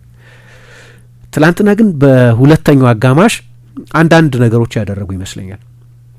አንደኛው በመጀመሪያ አጋማሽ አርሰናል በራሳቸው የሜዳ ክፍል ፒን አድርጓቸው ነበር። ከራሳቸው 30 ሜትር መውጣት አልቻሉም እና በዚህ በኤርሊ ቢልዳፕ ፌዝ በሚባለው ግብ ጠባቂው ሁለቱ የመሀል ተከላካዮች እንደዚህ እየተጫወቱ ለመውጣት በሚሞክሩበት ጊዜ 6 ቁጥሩ ሁሌ አጠገባቸው የአርሰናል ተጫዋች አለ ፕሬስም ያደርጋቸው እና መውጫ አልነበራቸውም። የአርሰናል ፕሬሲንግ በጣም ኢንቴንስ ነበር በመጀመሪያ አጋማሽ። ሁለተኛው አጋማሽ ላይ ያደረጉት ነገር አንደኛ ዲፌንሲቭ ላይ ናቸው። የብዙ ተጫዋቾች ቁጥር ከተጋጣሚ ቡድን ወደ ተጋጣሚ ቡድን ሜዳ ሆነ ሀይ አፕ ደ ፊልድ መጫወት ጀመሩ። አንድ ሁለተኛ ግን በቢልድ አፕ ጊዜ ተጨማሪ ተጫዋቾች መጠቀም ጀመሩ ብዙ ተጫዋቾች። ስለዚህ ያደረጉት ነገር አርሰናል ፕሬስ እንዳያደርጋቸው ነው። በቢልድ አፕ ጊዜ አንዳንድ ጊዜ 6 ተጫዋች ታያል፣ ያልተለመደ ነው። በቢልድ አፕ ጊዜ 2-3 ወይም 3-2 የሚባለው ነው የምታየው። ከኋላ 2 ከዛ ቀጥሎ ከነሱ ወደ አማካይ ቦታ ጠጋ ያሉ 3 ተጫዋቾች ወይም ሪቨርስ እንጂ በ4 ተጫዋች በ5 ተጫዋች ቢልድ ማድረግ የተለመደ ነገር አይደለም። ትላንት ያንን ማድረግ ጀመሩ ማለት አርሰናል ፕሬስ ለማድረግ በ4-4-2 ሼፕ አይበቃውም ማለት ነው። 4-4-2 ነው አርሰናል ፕሬስ የሚያደርግበት ቅርጽ። ኦዴጋርድና ዮኬሬስ ናቸው ከፊት ያሉት። ከዛ 4 አማካዮች ይሆናሉ። ሳካ በቀኝ ትሮሳር በግራ፣ ሁለቱ አማካዮች መሀል ላይ። የአርሰናል ፕሬሲንግ ቅርጽ እንደዚህ ነው። ሊቨርፑል በኤርሊ ቢልድ አፕ ፌዝ 4 ተጫዋች 5 ተጫዋች የሚጠቀም ከሆነ ግን ፕሬስ ኢፌክቲቭሊ ፕሬስ ማድረግ አትችልም። ምክንያቱም የአርሰናል የፕሬሲንግ የኦፍ ዘ ቦል መዋቅር ሙሉ ለሙሉ መቀየር አለበት። ብዙ ተጫዋች ወደፊት ኮሚት ማድረግ አለበት ማለት ነው። ያንን ያደርጋል ማለት ፍሪምፖንግ በተደጋጋሚ ከጀርባ ሩጫ ያደርግ ነበር። የሊቨርፑል በጣም አደገኛ ተጫዋች የነበረው ፍሪምፖንግና የእሱ ቀጥተኛ ሩጫዎች ናቸው። በተለይ ፒየሮ ኢንካፒ ከወጣ በኋላ በባየር ሌቨርኩዘን አብረው ተጫውተዋል። ፒየሮ ኢንካፒ ወጣ፣ ከዛ ማይልስ ሉዊስ ስኬሊ ገባ እና ለማይልስ ሉዊስ ስኬሊ በጣም አስቸጋሪ ምሽት ነበር። እንደ ዘበት ነበር ያልፈው የነበረው፣ በቀላሉ ነበር ያልፈው የነበረው። ለምን ካላፊዮሪ ለምን ኢንካፔን እዛ ቦታ ላይ አርቴታ ከማይልስ ሉዊስ ስኬሊ የበለጠ መጠቀም እንደሚፈልግ የምታየው አንደኛ ያው እነሱ የመሀል ተከላካዮች ሆነው ወደ ግራ ፉል ባክነት ሺፍት የተደረጉ ስለሆኑ የበለጠ አንድ ለአንድ የመከላከል ችሎታ አኪዩመን አላቸው። እሱ ደግሞ አማካይ ሆኖ ነው ወደ ፉል ባክነት የመጣው። ስለዚህ አንዳንድ ጊዜ ዚንቼንኮ ላይና የነበረው አይነት ችግር ታይበታለች። የፎርም ችግር አለበት፣ ልክ ነው። ምናልባት የካራክተሪስቲክስም ችግር ሊሆን ይችላል። ስለዚህ አርሰናል ሙሉ ለሙሉ ኮሚት እንዳያደርግ ሊቨርፑል አውት ቦል አለው፣ ልክ ነው። 9 የለውም እንደ ኤኪቲኬ ወይም ሚሳቅ አይነት ደንበኛ 9 ግን ጀርባ የሚያጠቃ ብዙ ተጫዋች ኮሚት ባረግሽ ቁጥር ጀርባ የሚያጠቃ ተጫዋች አለ። ስለዚህ የእሱም ስጋት ስላለ ይመስለኛል ሙሉ ለሙሉ ኮሚት ማድረግ አልቻለም። ግን መልበሻ ክፍል የሁለቱን አሰልጣኞች ማኔጅመንት የሚያሳይ ነው እና ሊቨርፑል የሚገርም ነው። በሁለቱ አጋማሽ የነበረው ፖሴሽናል ዶሚናንስ 65% ነው የነበረው። እንዲያውም የተቀራረበው ወደ 65%ም ዝቅ ያለው አርሰናል በመጨረሻዎቹ 10 ደቂቃዎች 5-6 ደቂቃዎች ላይ ባከነው ጊዜ የደረሰ በነበረበት ጊዜ ከአንዳንድ ተጫዋቾች ለውጥ በኋላ የበለጠ አንዳንድ ጥያቄዎች መጠየቅ ስለጀመረ እንጂ እስከ 80ኛው ደቂቃ ድረስ 71 ለ29 የነበረው ፖሴሽን እና አደገኛ ፖሴሽን አልነበረም። ምናልባት እነሱ እንደሚሉት ስቴሪል ፖሴሽን የሚሉት አለት ዝም ብሎ ምን አደጋ የማይፈጥር ፖሴሽን ግን ደንበኛ የመከላከል ፖሴሽን ነው። ምክንያቱም ሊቨርፑል በማጥቃት ጥሩ አልነበረም። 5 ሙከራ ነው ያደረገው በሁለተኛው አጋማሽ። አብዛኞቹ ሙከራዎች አንዱ ካልሆነ በስተቀር 4ቱ ከሳጥን ውጭ የተደረጉ ናቸው። ሁሉንም ሶቦዝ ላይ ነው ያደረጋቸው። 2 የቅጣት ምቶች ናቸው። እንዲያውም በቃ ያንኑ የአንፊልድ ጨዋታ የሚያስታውሰን አይነት ቦታዎች ላይ ነበር የቅጣት ምቶቹን ያገኘው። አንደኛው በጣም ርቆ ነው የወጣው፣ አንደኛው ቅርብ ነበር፣ ግን ሁለቱም አልተቆጠሩም። ሊቨርፑል ያደረጋቸው ሙከራዎች ሁሉ ከሳጥን ውጭ ነበሩ። ያ የኳስ ቁጥጥርም ስለ ማጥቃት የነበረ አይመስለኝም፣ ጨዋታ ስለ መቆጣጠር ነው የነበረው። ይህንን በሚገባ አሳክተዋል። ኦልሞስት ከአርሰናል በእጥፍ የበለጠ ፓስ ነው ያደረጉት። የአርሰናል ፓሶች ደግሞ በጣም ይበላሹ ነበር። እስከ 82ኛ ደቂቃ ድረስ ላይቭ ስታት አፕዴት እያደረጉ ስለነበር 97 ፓስ ነው አርሰናል የነበረው። የሚገርም ነው 97 ፓስ በሜዳው መሪ የሆነ ቡድን። ስለዚህ በደንብ በቴሪቶሪ መቆጣጠር እንዳልቻለ፣ ኳስ መቆጣጠር እንዳልቻለ የሚያሳይ ነው። እሱ ብቻ ሳይሆን አርቴታም ከጨዋታው በኋላ ያነሳው ነገር ብዙ ፓስ እናበላሽ ነበራል። ብዙ ፓስ እንደኛ ልማድ ያልሆኑ ብዙ የፖሴሽን ስህተቶች እንሰራ ነበር። ራይስም፣ ዙቢሜንዲም፣ ተከላካዮቹም ሌሎቹም ተጫዋቾች በጣም ቤዚክ የሆነ ስህተት ይሰሩ ነበር በኳስ ቁጥጥር ጊዜ። አርሰናል ሁለቱ የአጋማሽ የኳስ ቁጥጥር የኳስ ቅብብል ስኬት በፐርሰንቴጅ 78% ነው የነበረው። የሊቨርፑል 91% ነው የነበረው። ስለዚህ በጣም ፕሪሳይስ ነው የሊቨርፑል፣ ግን 6 አማካዮች ይጠቀም ነበር። ለዚህ ነው የሜሪኖ ነጥብ ለኔ የሚነሳው። ምክንያቱም አርቴታ ከዛ በኋላ ሲቀይር ሁሉም ለውጦች ላይክ ፎር ላይክ ናቸው። የኢንካፒ መውጣትና የሉዊስ ኬሊ መግባት አስገዳጅ ነው፣ ስለተጎዳ ነው ኢንካፒ። ከዚያ በኋላ ማርቲኔሊ ሲገባ ትሮሳር ነው የወጣው። ዮኬሬስ ሲወጣ በአይነት እንደሚለያዩ አውቃለሁ ተጫዋቾቹ፣ ግን ዞሮ ዞሮ የግራ ክንፍ ተጫዋች በግራ ክንፍ ተጫዋች 9 ቁጥር በሌላ 9 ቁጥር በኋላ ደግሞ ማድዌኬ በሳካ 10 ደቂቃ የመጨረሻዎቹ 10 ደቂቃዎች ላይ እና ኦዴጋርድ በኤዜ ነው ተቀይረው የወጡት። ሁሉም ላይክ ፎር ላይክ ነው። ያንን የሊቨርፑልን ቴሪቶሪያል ብልጫ ብዙ አማካዮች የመውሰድ ነገር ካውንተር ማድረግ አልፈለግም። ለምሳሌ ሜሪኖን አስገብቶት ቢሆን ጄሱስ ጥሩ እየተጫወተ እንደሆነ ባለፈው የአስቶን ቪላ ጨዋታ ላይም እንደገባ በ1 ደቂቃ ጎል እንዳስቆጠረ ዳይናሚዝሙ ጥሩ እንደሆነ አውቃለሁ። ግን ያ ጨዋታ ያንን አይነት ፕሮፋይል የሚፈልግ መስሎ ታይቶኛል። ግን የሀምብል ኦፒኒየን ነው። እንደዛ ግን መስሎ ነበር። እንደዛ አይነት ሀሳብ ነበረኝ። ሊቨርፑል ግን ለምን ማጥቃቱ ጥርስ ያልኖረውም ምንም ጥያቄ የለውም። የማጥቃት ተጫዋቾች ችግር ነበረበት። ግን ሁለቱም አሰልጣኞች ላይ ምን አየሁ፣ አርቴታ ወደ ኤንዘ ወደ አልበርት ስቱቨንበርግ የሄደ ምናምን ስሜቱን ብስጭቱን ምናምን ሲናገር ትሰሚዋለሽ ምናምን። በአፕሮች ደረጃ ግን ኦኬ ካላሸነፍን አንሸነፍ፣ ይሄን ጨዋታ ማሸነፍ ከቻልን ጥሩ ነው፣ ግን ካላሸነፍንም አንሸነፍ፣ ኦቨር ኮሚትድ እንሁን የሚል ፐርሰፕሽን በሁለቱም አሰልጣኞች በኩል የነበረ ይመስለኛል።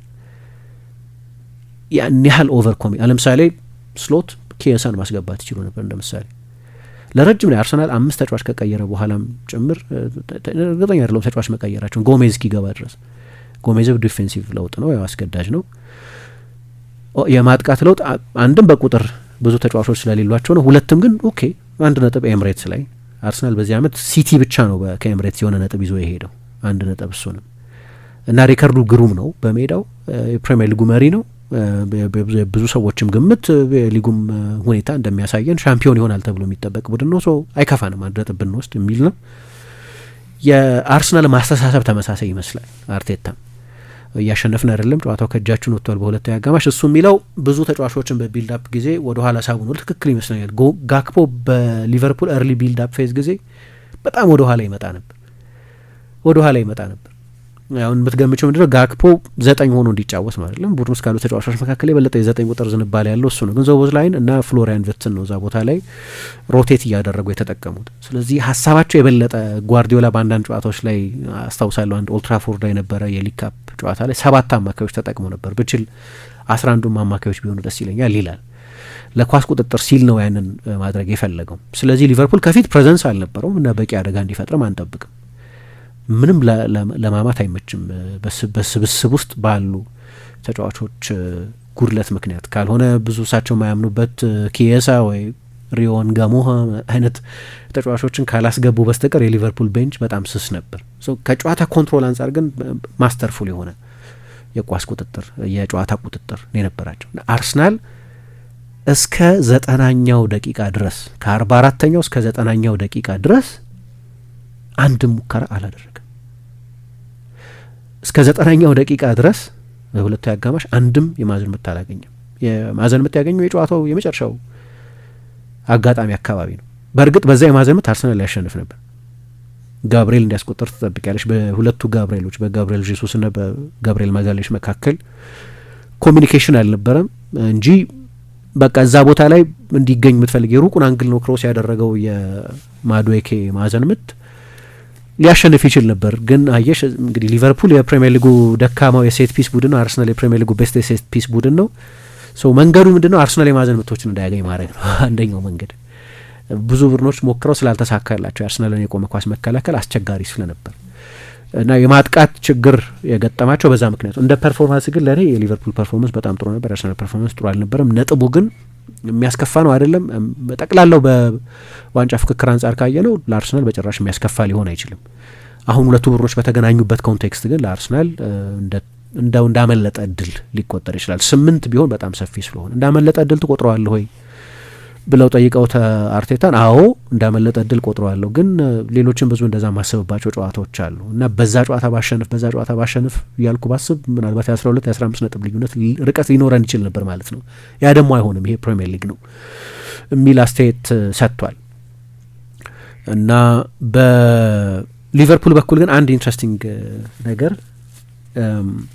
ቤንች ላይ ልክ ነው 3 ተጫዋች ተጎዳ፣ ብዙ ነው የክረምት ዝውውራቸውን በተመለከተ ግን እዚህ ጋር ነው የዴብዝ ችግር የነበረው። አሁን አርሰናል ማድዌኬን፣ ኤዜን፣ ጄሱስን፣ ማርቲኔሊን እየቀየረ ነው ያስገባው። ሊቨርፑል ኬሳ ነው በቃ ሲኒየር ተጫዋች እና ግልጽ ነው አሰልጣኝ ስሎት ኬሳን በአንዳች ምክንያት አይተማመኑበትም። ይሄ ከቀጥታ ከክረምት ፕላናቸው ጋር የሚገናኝ ነው። አሰልጣኙ እንደዚህ እጅ ሊያጥራቸው የሚገባ አይመስለኝም። ምክንያቱም ከዶሚናንሳቸው አንጻር የጎል እድሎች ቢፈጥሩ ኖሮ ሊያሸንፉት ይችሉት የነበረውም ጨዋታ ይመስለኝ ስለነበር እንደዚህ አዝማሚያ ስለነበረው ሁለተኛው አጋማሽ አርሰናልም ነርቨስ ይመስል ስለነበር ኃይለኛ ኢሞሽን አለ አርሰናል ውስጥ እንደምታውቁ። ሲያሸንፉ የሚቀረፍ የሚመስለኝ ዋንጫ ሲወስዱ የሚቀረፍ የሚመስለኝ ኃይለኛ ኢሞሽን አለ። ያንን ኤክስፕሎይት ማድረግ ይችሉ ነበር። ማጥቃቱ በጠቅላላውም ግን እንዳምነው አይደለም። አንድ ስታት እያየሁ ነበር። ሊቨርፑል በዚህ የውድድር ዘመን 1.5 ጎል ነው የሚያስቆጥረው። ባለፈው የውድድር ዘመን 2.3 ነበር። በክሎፕ የመጨረሻ ሲዝንም እንደዚሁ በተመሳሳይ 2.3 ጎል በአቬሬጅ ያስቆጥር ነበር። ኤክስጂ አምና 2.2 ነበር። ካቻምና በክሎፕ የመጨረሻ ሲዝን 2.4 ነበር። ዘንድሮ 1.5 ነው። የሙከራው መጠንም 14 ገደማ ሙከራ ነው። ባለፈው 2 ሲዝኖች 17 ና 20 ሙከራ ነበር በአቬሬጅ ያደረገ የነበረው። ኦን ታርጌቱ 4 ነው። ትላንት አንድም ኦን ታርጌት አላደረገም። ባለፈው አመት 6 ከዛ በፊት በነበረው ሲዝን 7 አካባቢ ኦን ታርጌት ነበራቸው።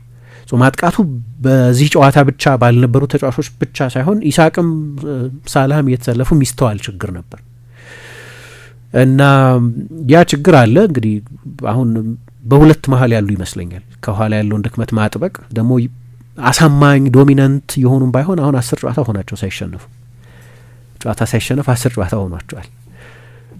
ከዛ የፔስቬ አይንድሆቨን የ4-1 ሽንፈት በኋላ ሌላ ጨዋታ አልተሸነፈም ሊቨርፑል። ሁልጊዜም ግን ስለ ባላንስ እናወራለን።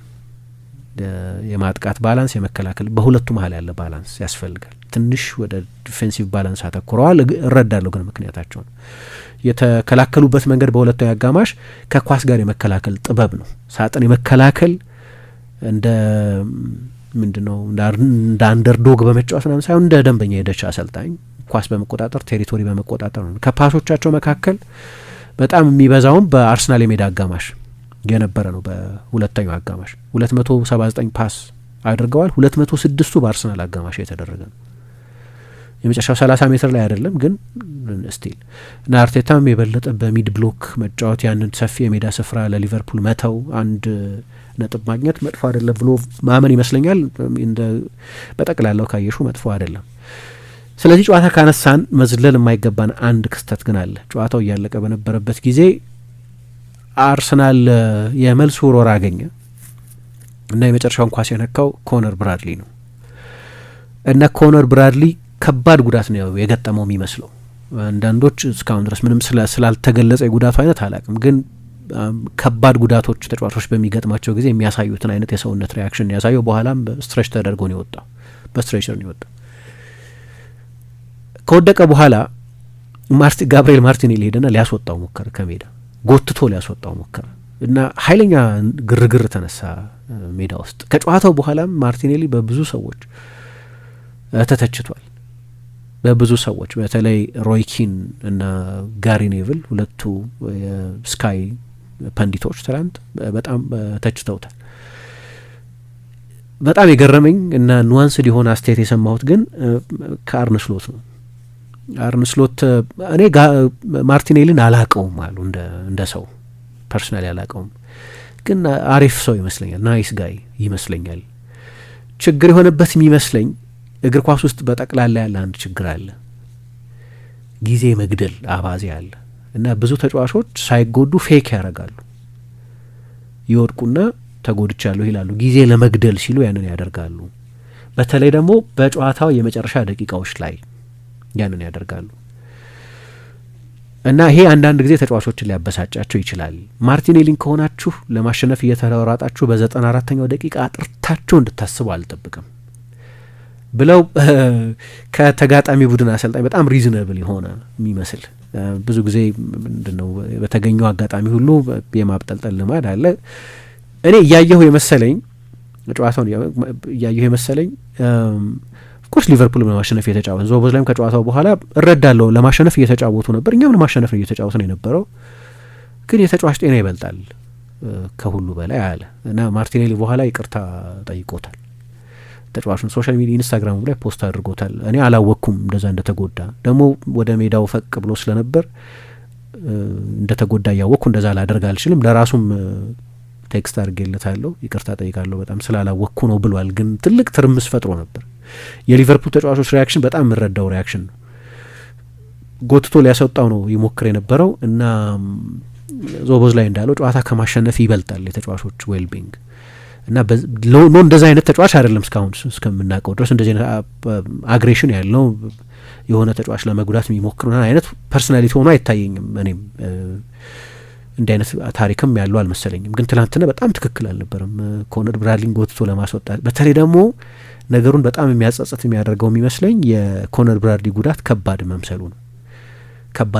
የጉዳት ታሪኩ ጥሩ አይደለም። ትላንትናም ከጨዋታው በኋላ እነ ማይክል ኦውን በፕሪሚየር ሊግ ፕሮዳክሽን ላይ ማይክል ኦውን አንድ ስታት አለኝ በ2 አመት ውስጥ 50% የሚሆነው ጨዋታ አልፎታል ብሏል በጉዳት። አንድ ሌላ ያየሁት ስታትም በሊቨርፑል ተጫዋችነት ከ8 በላይ ተከታታይ ጨዋታዎችን አድርጎ አያውቅም እና ሁሌ ጉዳት የሚያስቸግረው አይነት ተጫዋች ነው እና ትላንትና ደግሞ የጉዳቱም አይነት ገና ፕሮግኖሲሱ ባይታወቅም እንደዚህ አይነት ጉዳት ነው የገጠመው ባይባልም አወዳደቁን ሁኔታውን ስታዩ ከባድ ጉዳት ይመስላል እና እሱ ደግሞ የበለጠ ሴንስለስ የሆነ ነገር ያደርገዋል። ማርቲኔሊ ያደረገውን ነገር ግን ጥሩ ነገሩ ያው ሶሻል ሚዲያ ላይ ምናምን ይቅርታ ጠይቆበታል ነገሩን።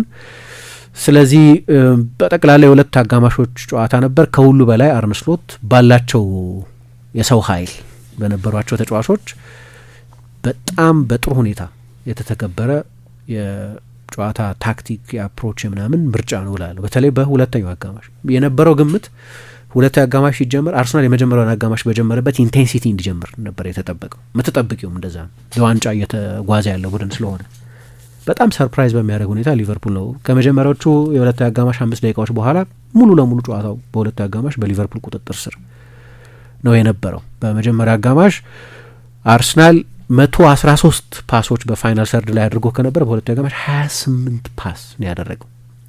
ሊቨርፑል በመጀመሪያ አጋማሽ 45 የፋይናል ሰርድ ፓሶች ነበር ያደረገው፣ በሁለተኛው አጋማሽ 93 የፋይናል ሰርድ ፓሶች ነው ያደረገው። ስለዚህ በጣም ልዩነቱ ከፍተኛ ነው። አርሰናል በመጀመሪያ አጋማሽ 113 ሊቨርፑል 28 ብቻ፣ በሁለተኛው አጋማሽ ግን አርሰናል 45 ሊቨርፑል 93 ነው የነበረው። ስለዚህ በጣም ከፍተኛ ብልጫ ነበራቸው። 66% ፖሴሽን በሙከራም ሙከራዎቹ ያን ያህል አደገኛ ባይሆኑም ግን በሙከራም ሊቨርፑል ነበር ይሻል የነበረው ሁሉም ከአንዱ በስተቀር ከሳጥን ውጭ የተደረጉ ሙከራዎች ቢሆኑም እና በዚህ መንገድ ተጠናቋል።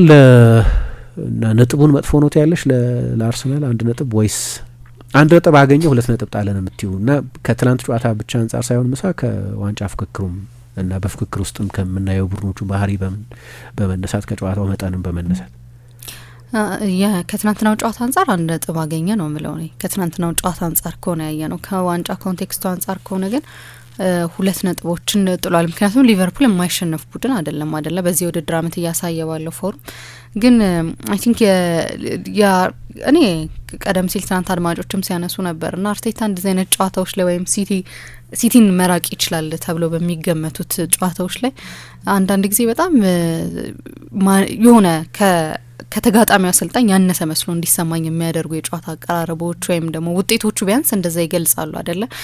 ሊቨርፑል ስቲል ምንም ጥያቄ የለውም ሊቨርፑል ነው። ትናንት ይነንም እያነሳን ነበረ ግን ሊቨርፑልን ማሸነፍ ይቻል ነበር ደግሞ ብዬ አስባለሁ። ለምሳሌ የኮሬሽን ቤንች ማድረግ ከሆነ ቀደም ሲል እንዳነሳው እንደዚህ አይነት ውሳኔዎች ደፈር ያሉ ውሳኔዎችን የመወሰን ግን ትልቅ ችግር አለበት ብዬ አስባለሁና ከሱ አንጻር ካየው ከዋንጫ ኮንቴክስቱ አንጻር ካየው 2 ነጥብ በጣም ውድ የሚሆንበት ጊዜ ሊመጣ ይችላል። ስቲል በጣም ብዙ ጨዋታ ይቀራል። በእኔ እይታ የዋንጫ ፉክክሩ ላይ ይሄ ነው ለማለት በጣም ብዙ የሚቀረን ይመስለኛል አይደለም። ምክንያቱም በዚሁ ኮንቴክስት የሚቀጥሉ ከሆነ በ6 ነጥብ አርሰናል ከሊቨርፑል ጋር ከማንቸስተር ሲቲ ጋር ይገናኛል ገና በሜዳው ኢትሃድና ቀላል ጨዋታ አይደለም፣ ምንም ጥያቄ የለውም። ሲቲ እዚሁ አካባቢ የሚቆይ ከሆነ አርሰናል በቅርብ በተመሳሳይ እንደ ሊቨርፑል ደካማ ውድድር አመት እያሳለፈ ካለው ማንቸስተር ዩናይትድ ጋር ይገናኛል።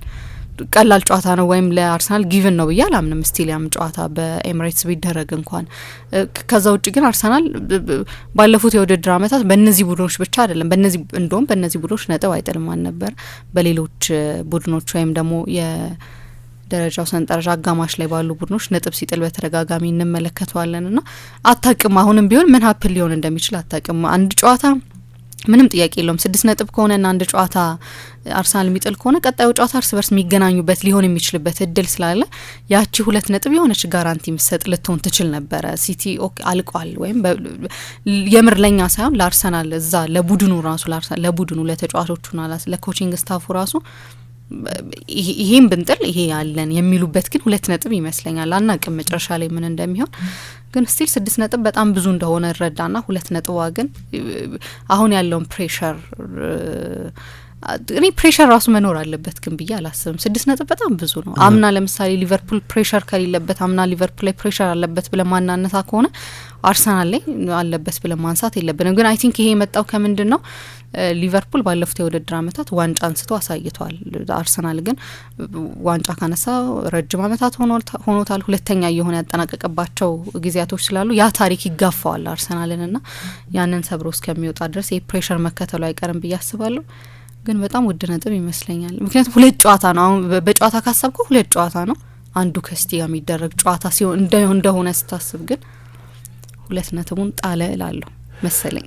በሁለት እንዳልሽው ነው። እኔም በሁለት አይን የሚታይ ይመስለኛል። ለእኔ ምንድነው ድራይቪንግ ሲቱ ላይ ያለው አርሰናል ነው እና እንትኑ ብቻ አይመስለኝም። እኔ ደግሞ 6 ነጥብ መሆኑ ምናምን ብቻ አይደለም፣ ቡድኖቹ ያሉበትን ሁኔታም ማየት የሚገባ ይመስለኛል።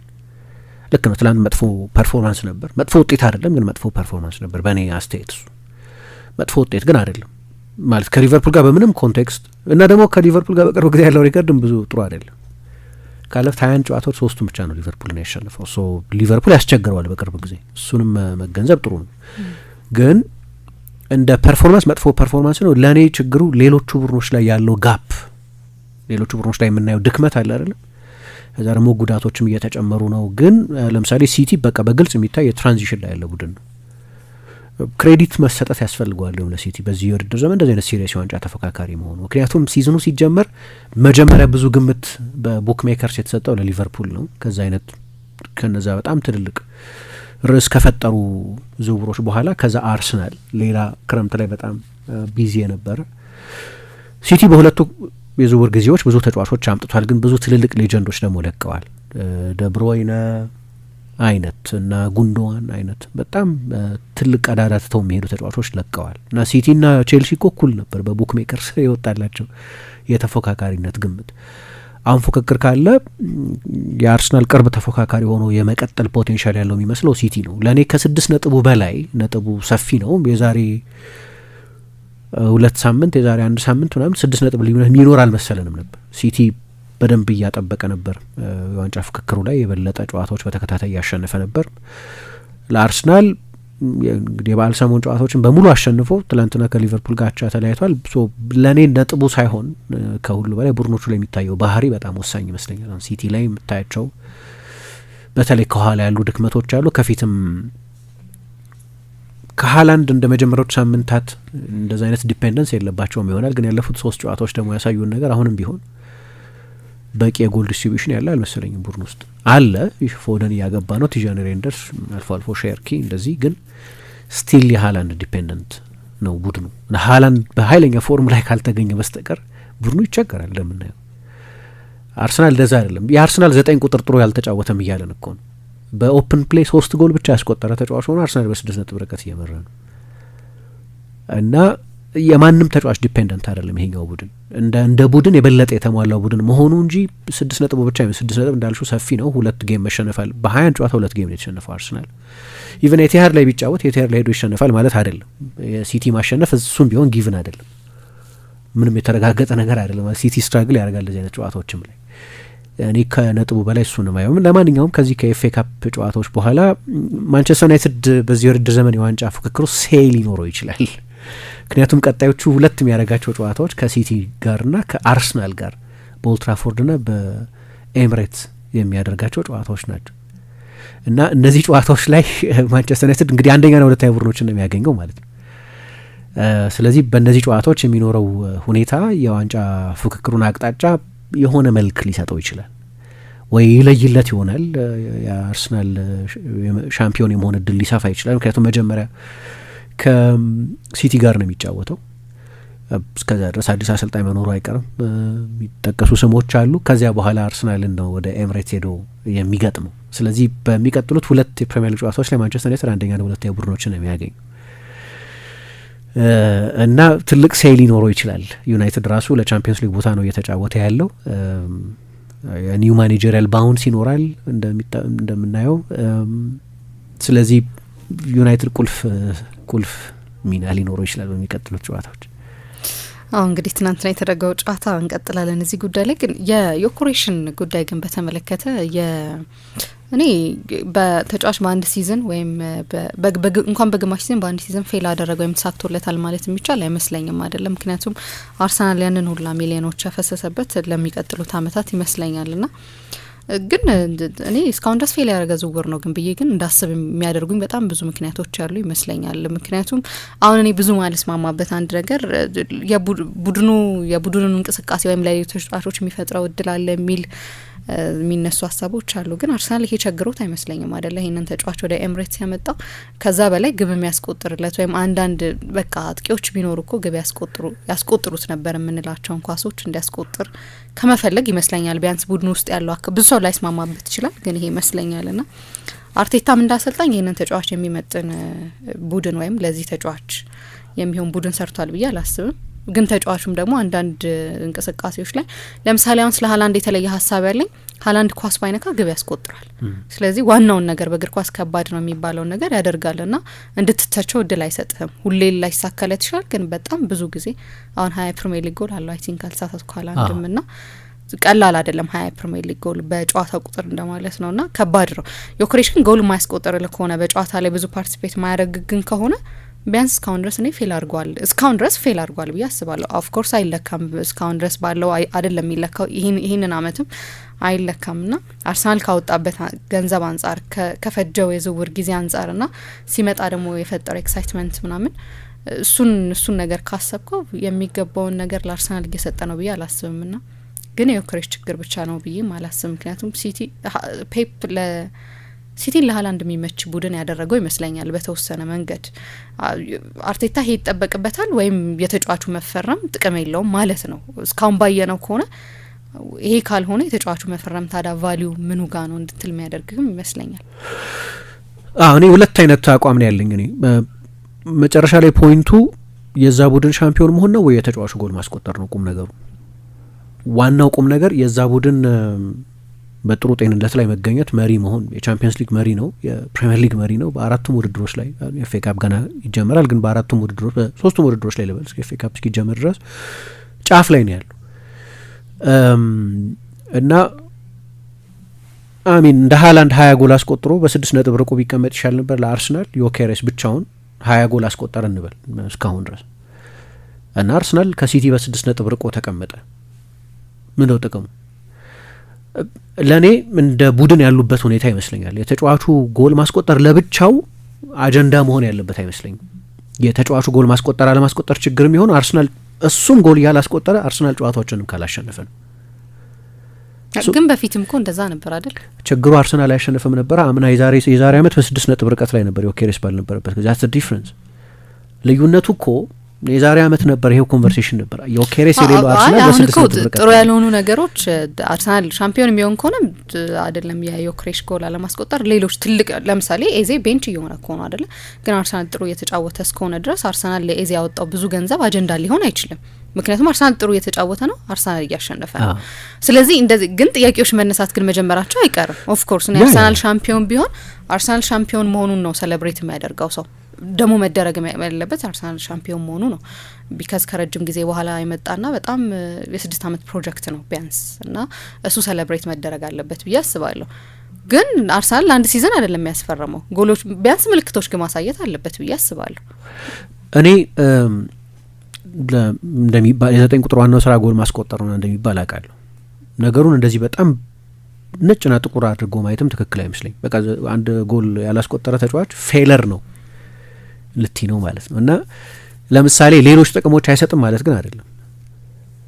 ለምሳሌ ይሄኛው ቡድን እንደዚህ ፐርፎርም እንዲያደርግ ከየትኛው የአርሰናል ተጫዋች 9 ቁጥር በላይ የጀመረው እሱ የመጀመሪያ ሲጎዳ ድረስ የመጀመሪያዎቹን 10 ጨዋታዎች ጀምሯል ይሄ ተጫዋች እና አንዱ እኔ የሁለት ነገሮች ውጤት ነው የአርሰናልን ማጫወት ውጤት ነው። ለምሳሌ ሲቲ ሃላንድን አዳፕት አድርጓል፣ ልክ ነው። ስለዚህ ሃላንድ ብዙ ጎሎች ያስቆጥራል። የሃላንድ ጎሎች ማስቆጠር ትሬብል እንዲያመጡ አደረጋቸው በዛ ሲዝን። ቁም ነገሩ መጨረሻ ላይ እነዛ ጎሎች ምን አመጡ የሚለው ነው። ግን አንዳንድ ጊዜ ደግሞ አንቺ ጎል ሳታስቆጥሪ ለሌሎች ተጫዋቾች ጎል የማስቆጠር ምክንያት ትሆኛለሽ። አሁን ባለፈው ከቦርንመዝ ጋር የነበረውን ጨዋታ ብዙ ሰው ያነሳው ለዚህ ነው። የቦርንመዝ 5 ተጫዋቾች በሙሉ ድራግድ የሆኑት ወደ ዮኬሬስ እነዛ 5 ተጫዋቾች ባይሰበሰቡ ኖሮ ኤዜ እና ኦደጋርድ ቦክሱ አካባቢ ያንን ስፔስ አያገኙ። አሁን እዚህ ጋር ዮኬሬስ ጎሉን አላስቆጠረውም፣ አሲስትም አላደረገም። ግን ለጎሉ መቆጠር በጣም ከፍተኛ ኮንትሪቢዩሽን ነበረው። በነገራችን ላይ በፕሪሚየር ሊግ እየተጫወቱ ካሉ ተጫዋቾች መካከል 83.8% የሚሆኑትን ፓሶች አንደር ፕሬሸር ሆኖ የሚቀበለው ዮኬሬስ ነው። ከዛ ይዞት በመጣው ዝና ምክንያት ከፍተኛ ትኩረት እንዳገኘ ግልጽ ነው። በቃ አስፈሪ አጥቂ የጎል ማሽን ተብሎ መጥቷል። ከ4 ሜትር ያነሰ ስፔስ የሚያገኝ ብቻኛው የፕሪሚየር ሊግ 9 ቁጥር ዮኬሬስ ነው። በጣም አስቸጋሪ ኢንቫይሮንመንት ነው። ሌሎች ምክንያቶች እንግዲህ ፕሪሲዝን አለመስራት፣ ፍጹም ከተለየ ሌላ ሊግ መምጣት፣ ሌላ አይነት አጫዋትን አዳፕት ማድረግ፣ ይህንን የመሳሰሉት ነገሮች እንዳሉ ሆኑ ከኳስ ውጭ ያሉ ሩጫዎችን በማድረግ የሃይ ኢንቴንሲቲ ሩጫዎችን በማድረግ ኮዲ ጋክፖ ብቻ ነው የሚበልጠው። 86 ኦፍ ዘ ቦል ሩጫዎች አድርጎ ነበር ከትናንትናው ጨዋታ በፊት። በፕሪሚየር ሊግ የተጋጣሚ ቡድን ባክላይን የመከላከል ጀርባ በማጥቃት 5ኛ ተጫዋች ነው። ስለዚህ የተጋጣሚ ቡድን ወደ ራሱ የሜዳ ክፍል ይስባል፣ ይጎትታል ማለት ፒን ያደርጋል ማለት ነው። ይሄ ለሳካ፣ ለኦደጋርድ፣ ለኤዜ፣ ለትሮሳር፣ ለማርቲኔሊ፣ ለሌሎቹ ያርሰናል የማጥቃት ተጫዋቾች ሰፊ ስፔስ ይፈጥራል ማለት ነው። አሁን እነዚህን ነገሮች ሁሉ እነዚህን ጥንካሬዎች ሁሉ ጎል አላስቆጠረምና ፌለር ነው ካልሽ ሌሎቹን ለቡድኑ እየሰጣቸው ያላቸውን ጥቅም አናይም ማለት ነው። ምክንያቱም ለምሳሌ እኔ የምወደው በጣም የፈረንሳይ ብሔራዊ ቡድን 2 ቁጥሮች ነበሩት። ስቴፋን ጊቫርሽ የሚባል የ98 የዓለም ዋንጫ ላይ ከ7 ጨዋታዎች 6ቱን የጀመረ ተጫዋች እና 2018 ላይ ደግሞ ኦሊቪዬ ዢሩ። አሁን የፈረንሳይ ብሔራዊ ቡድን የዓለም ዋንጫ በወሰደባቸው በሁለቱ አጋጣሚዎች ሁለቱም 9 ቁጥሮች አንድም ጎል አላስቆጠሩም። ለሁለቱም አሰልጣኞች ግን ለኤሜ ዣክም ለዲዲዬ ዴሾም ጀማሪዎቹ 9 ጎሎች የሚያስቆጥሩት 9ኞች ናቸው። እምባፔ እንደዚህ አይነት የዓለም ዋንጫ፣ ግሪዝማን እንደዚህ አይነት የዓለም ዋንጫ፣ ምናልባት ዚዳን እንደዚህ አይነት የዓለም ዋንጫ ለማሳለፋቸው የእነዚህ ተጫዋቾች ኮንትሪቢዩሽን ነበር። እነዛን ስፔሶች የሚያገኙት በእነዚህ ጀነረስ በሆኑ ለቡድኑ በሚጫወቱ ከራሳቸው ከሰልፍ ግሎሪ በላይ ለሆነ አላማ የሚጫወቱ 9 ቁጥሮች መኖራቸው። ግን በእኔ ግምት ለአንዳንድ ጨዋታዎች ግን አይሆንም።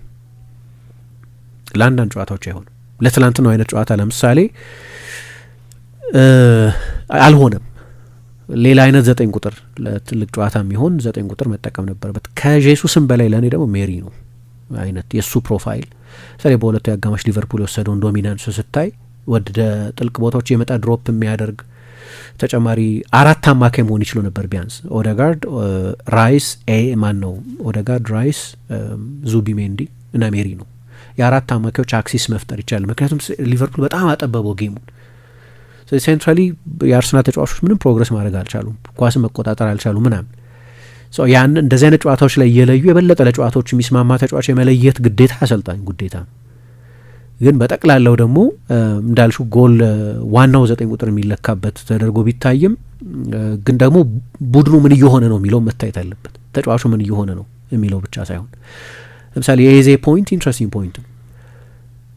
ኤዜ አንድ ያየው በኳስ ተጫዋችነት ታሪኩ እስካሁን ድረስ በዚህ ውድድር ዘመን ብዙ ጨዋታ ያደረገው በአጠቃላይ በኳስ ተጫዋችነት ታሪኩ ከክሪስማስ በፊት 57 ጨዋታ አድርጎ አያውቅም። 27 ጨዋታ አድርጎ አያውቅም። ከ20 በላይ ጨዋታ አድርጎ አያውቅም። ምክንያቱም ፓላስ ነው የነበረበት ቡድን። ፓላስ በሳምንት 1 ጨዋታ ነው የሚጫወተው። በአውሮፓ ውድድር ሲሳተፍ ዘንድሮ ለመጀመሪያ ጊዜ ነው እና በካፕ ውድድሮች ብዙ ርቀት አይሄድም። ለኤዜ ፊዚካል ሾክም ሊሆን ይችላል አለመጫወቱ ለምሳሌ። ግን ደግሞ እንዳነሳሁት እኔ ለአጠቃላይ ቡድኑ ውጤት የሚሰጠው ጥቅም የበለጠ ጎላ ብሎ መታየት አለበት። ትላንትና ጥሩ አልተጫወትም። እኔ እንዲያውም ብዙ ቅድም ብየዋለሁ ብዙ ጥያቄ እንዳነሳበት ያደረገ ፐርፎርማንስ ነው የነበረው አዘ ፐርፎርማንስ። ግን ጠቃሚነቱን በጠቅላላው ጥያቄ ምልክት ውስጥ ብዙ አላስገባም። የተወሰኑ ደግሞ አድማጮቻችንን አስተያየት እንቀበል። አብርሃም መንግስቱ ጨዋታውን አይቶ አጫወትን የመለወጥ ታክቲካል ብቃት ደካማ መሆን፣ ጌም የማንበብ ደካማ ብቃት በአርቴታ በኩል የተመለከትኩበት የሲዝን አሰልቺና አስቀያሚ፣ በተለይ ከረፍት በኋላ የበለጠ አስቀያሚ ጨዋታ ነበር። በተጫዋቾች በኩል ኦዴጋርድና ራይስ ተዳክመው የታዩበት፣ አሰልጣኙ የነሱ ምትክ በተገቢው ሰዓት መቀየር አቅቶ ሳሊባ የነሱንም ስራ እየሰራ ደርቦ ለመስራት ሲሞክር የተመለከትንበት ነበረ። ሉዊስ ስኬሊ ለምን የቡድኑ ሶስተኛ ተመራጭ እንደሆነ ሉዊስ ስኬሊ ለምን የቡድኑ ሶስተኛ ተመራጭ እንደሆነ አቋሙን ያየንበት ደካማ እንቅስቃሴ ነበር። በአጠቃላይ ሪካርዶ ካላፊዮሪን የሚናፍቅ እሱ ቢኖር የሚያስብል ጨዋታ ነበር። ሊቨርፑል ከማርች 2010 በኋላ ምንም ኦን ታርጌት ሙከራ ያላደረገበት ጨዋታ አርሰናል ለዋንጫ ግስጋሴ ይረዳው ዘንድ ያለውን የነጥብ ልዩነት አስፍቶ ተከታዮቹን የሚርቅበት እድል አሳክቶ መውጣት ሲገባው ነጥብ ጥሎ መውጣቱ በጣም ያስቆጫል። ለማንኛውም አሁንም የነጥብ ልዩነቱ በዚያው አስጠብቆ ለመጓዝ ብሎም ዋንጫውን ለማንሳት አሰልጣኙ በተለይም ስም ካላቸው ቡድኖች ጋር ሲገናኝ ያለውን የፍርሃት መንፈስ ማስወገድና በአስፈላጊ ሰዓት ተጫዋች ለውጥ ማድረግ ብዙ መስራት ይጠበቅበታል። ለማንኛውም ሳንሸነፍና አቻ ሳንወጣ ዋንጫ እንበላለን ስላልተባለ የተቃራኒ ደጋፊዎች ተረጋጎ የሚል መልእክት አለኝ። አብርሃም መንግስቱ ከልደታ። ኢብራሂም አብደላ ሚል አድማጫችን ትናንትና ፈሪው አርቴታ በስቲ ጉዳት ተማምኖ ለአቻ ነው የተጫወተው ባይነኝ። ከሌሎቹ የሚሻለው ሳካንና ሌላኛውን ብቸኛውን ፈጣሪ አማካኝ ኦዴጋርድ ማስወጣቱ ግብ ለማስቆጠር ሳይ እንዳይቆጠርበት እንደሚጫወት ነው የሚያሳየው። ማታ ሁሉም ተጫዋቾች ወደፊት ፓስ ለመስጠት ሲፈሩና ወደ ኋላ ሲመልሱ ያመሹበት በአርቴታ ከመጠን ያለፈ የፍርሃት ማስጠንቀቂያ የተነሳ እንጂ አቅቷቸው አይደለም። ያሰልጣኙ ከመጠን ያለፈ ፍራቻ ወደ ተጫዋቾች ተላልፎ ራሳቸው ኮንትሮል ማድረግ ሲያቅታቸው አይተናል። በአንድ ጊዜ በሲቲ ላይ የደረሰው የዲያዝ ግቫርዲዮል ስቶንስ ጉዳት በሳሊባ ማጋሌሽና ራይስ ላይ እንደማይደርስ ጋራንቲ ማን እንደሰጠው አላቅም። ንጉስ ሄንሪ ዘንድሮ አንፊልድ ላይ እንደፈሪ ተጫውተው 1-0 ከተሸነፈ በኋላ እንዲህ ብሎ ነበር። የአርቴታ አካሄድ አንዳንድ ጊዜ ድል ለማስመዝገብ ከመጫወት ይልቅ ሽንፈትን በማስወገድ ላይ ያተኮረ ይመስላል። ይህ የዋንጫ አሸናፊ ቡድን ባህሪ ፍጹም አይደለም። ይህ አመቱ መጨረሻ ላይ ከባድ ዋጋ ያስከፍላል። እኔም አርቴታ የዋንጫ አሰልጣኝ እንዳልሆነ አውቃለሁ። ዘንድሮ ግን ምን በለው በፈሪው አርቴታ ሳይሆን በዱአችን ብቻ ነው። ኢቦነኝ ከማሰልጠኛ ብሎናል። ተክሉ ገነር የሚል አድማጫችን እጅግ አሳዛኝ አርሰናል ነው። እንቅልፍን ሰውተ ክለብን እስከ 7 ሰዓት ለማየት ተቀምጠ እንደ ትናንቷ አዳሽ የጠፋበት ታክቲክ ማየት ያሳዝናል።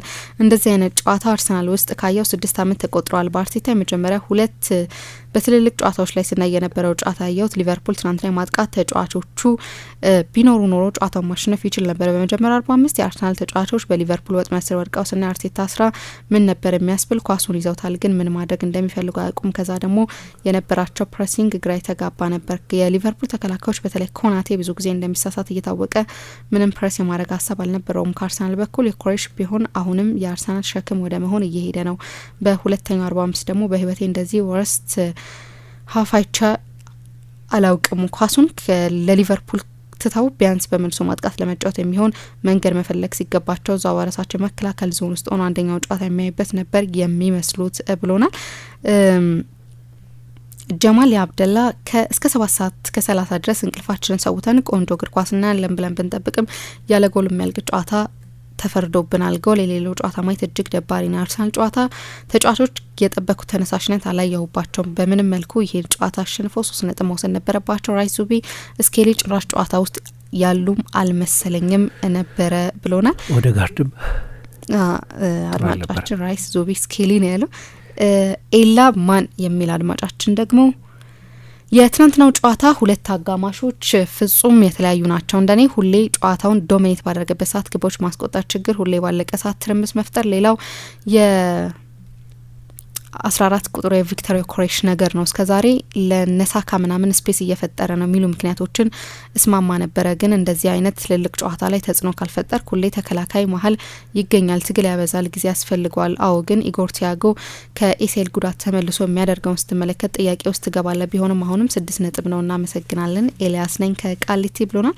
የመጨረሻ አስተያየት እንቀበል። አርሰናል ላለፉት ጥቂት አመታት ያለ ንጹህ አጥቂ እንደ ጋብርኤል የሱስ ካቨርስ ያሉ ተጫዋቾችን በመጠቀም ነው ሲጫወት የቆየው። በዚህ ሲስተም አማካኞችና የመስመር ተጫዋቾቹ ወደ ውስጥ እየገቡ ጎል እንዲያገቡ እድል ይፈጥራል። አሁን ቪክቶር ዮኬሬሽን ይዘን ስንመጣ ተጫዋቾቹ አሁንም ኳስ ወደ ሳጥን ከማሻገር ይልቅ ወደ ኋላ መስመር ወይም ራሳቸውን ጎል ለመሞከር መፈለጋቸው ዮኬሬሽ ባይተዋር እያደረገው ነው። ዮኬሬሽ ወደ አርሰናል ሲስተም እንዲገባ ብቻ ከመጠበቅ ይልቅ አርቴታ ለዮኬሬሽ የሚመቻ ጨዋታ መፍጠር ይኖርበታል። ዮኬሬሽ ጉልበት ያለው ወደ ኋላ ሮጦ ኳስ ማቀበልና በሳጥን ውስጥ የሚገኝ ተጫዋች ነው። ዙቢሜንዲ ዮኬሬሽን ትቶ ለሌላ ሰው ሲያቀብል የታየው አጋጣሚ ቡድኑ ገና ለአጥቂ ኳስ የማቀበል ሰርቪስ እንደሌለው ያሳያል። የሼሽኮና ዩናይትድ ትልቅ ምሳሌ ትልቅ ትምህርት ነው። አሰልጣኙ ለአጥቂ የሚመች አቀራረብ ሲቀይር ውጤት ወዲያው ታይቷል። አርቴታ ዮኬሬሽን ጎል አታገባም ብሎ ከመውቀስ ይልቅ ቡድኑ እሱን እንዲያገኘው የሚያደርገውን ታክቲክ ለምሳሌ ቀጥተኛ የሆኑ ሰንጣቂ ኳሶችን ማብዛት ላይ መስራት አለበት ብዬ አስባለሁ። በአጠቃላይ ግን ችግሩ የዮኬሬሽ ብቃት ማነስ ሳይሆን ቡድኑ ከለመደው ያለ አጥቂ የመጫወት አስተሳሰብ አለመላቀቁ ነው። አርቴታ ይሄንን ካላስተካከለ ያለ ምርጡ አጥቂ እንኳን ብናመጣ ውጤቱ ያው ሊሆን ይችላል ብሎናል። እናመሰግናለን አድማጮቻችን። ቆይታችን አራዳ ኤፍ ኤም 95.1 ላይ እንድታደርጉ ነው የምንጋብዛችሁ። ሕፃን ተወለደ ወንድ ልጅ ተሰጠን፣ ጨለማን ገፎ ብርሃን ሊሰጠን፣ ወርቅ ዕጣኑ ከርቤ ይደርደር ለክብሩ፣ ንጉሥ ስለሆነ በሰማይ በምድሩ። የጌታን መወለድ ለማብሰር ሰብአ ሰገል በብርሃን እየተመሩ እንደሄዱት ሁሉ ከተደበቅንበት የምንወጣበት፣ የተሸፈነውን የምናይበት፣ ከደከሙት ጎን የምንቆምበት፣ ለጋስና ሰጪ እጆች እየተዘረጉ አብሮነታችን ልክ እንደ ሁል ጊዜው ጎልቶ እየፈካ የሚሄድበት፣ ብርሃናችንን የምናካፍልበት ይሁን እያልን በብርሃን ኤቲኤም ካርድ በመጠቀም የበዓል ግብይቶ ሊፈጽሙ እንዲሁም በብርሃን ሞባይል ባንኪንግ 881 በመጠቀም ግብይቶን ቀላል ያድርጉ። ከብርሃን ባንክ ጋር የሚሰሩትን የገንዘብ አስተላላፊ ድርጅቶች በመጠቀም ለበዓሉ ለወዳጅ ዘመዶ ስጦታ ይላኩ፣ ይቀበሉ። መልካም በዓል። ብርሃን ባንክ። እንደ ስማችን ብርሃን ነው ስራችን።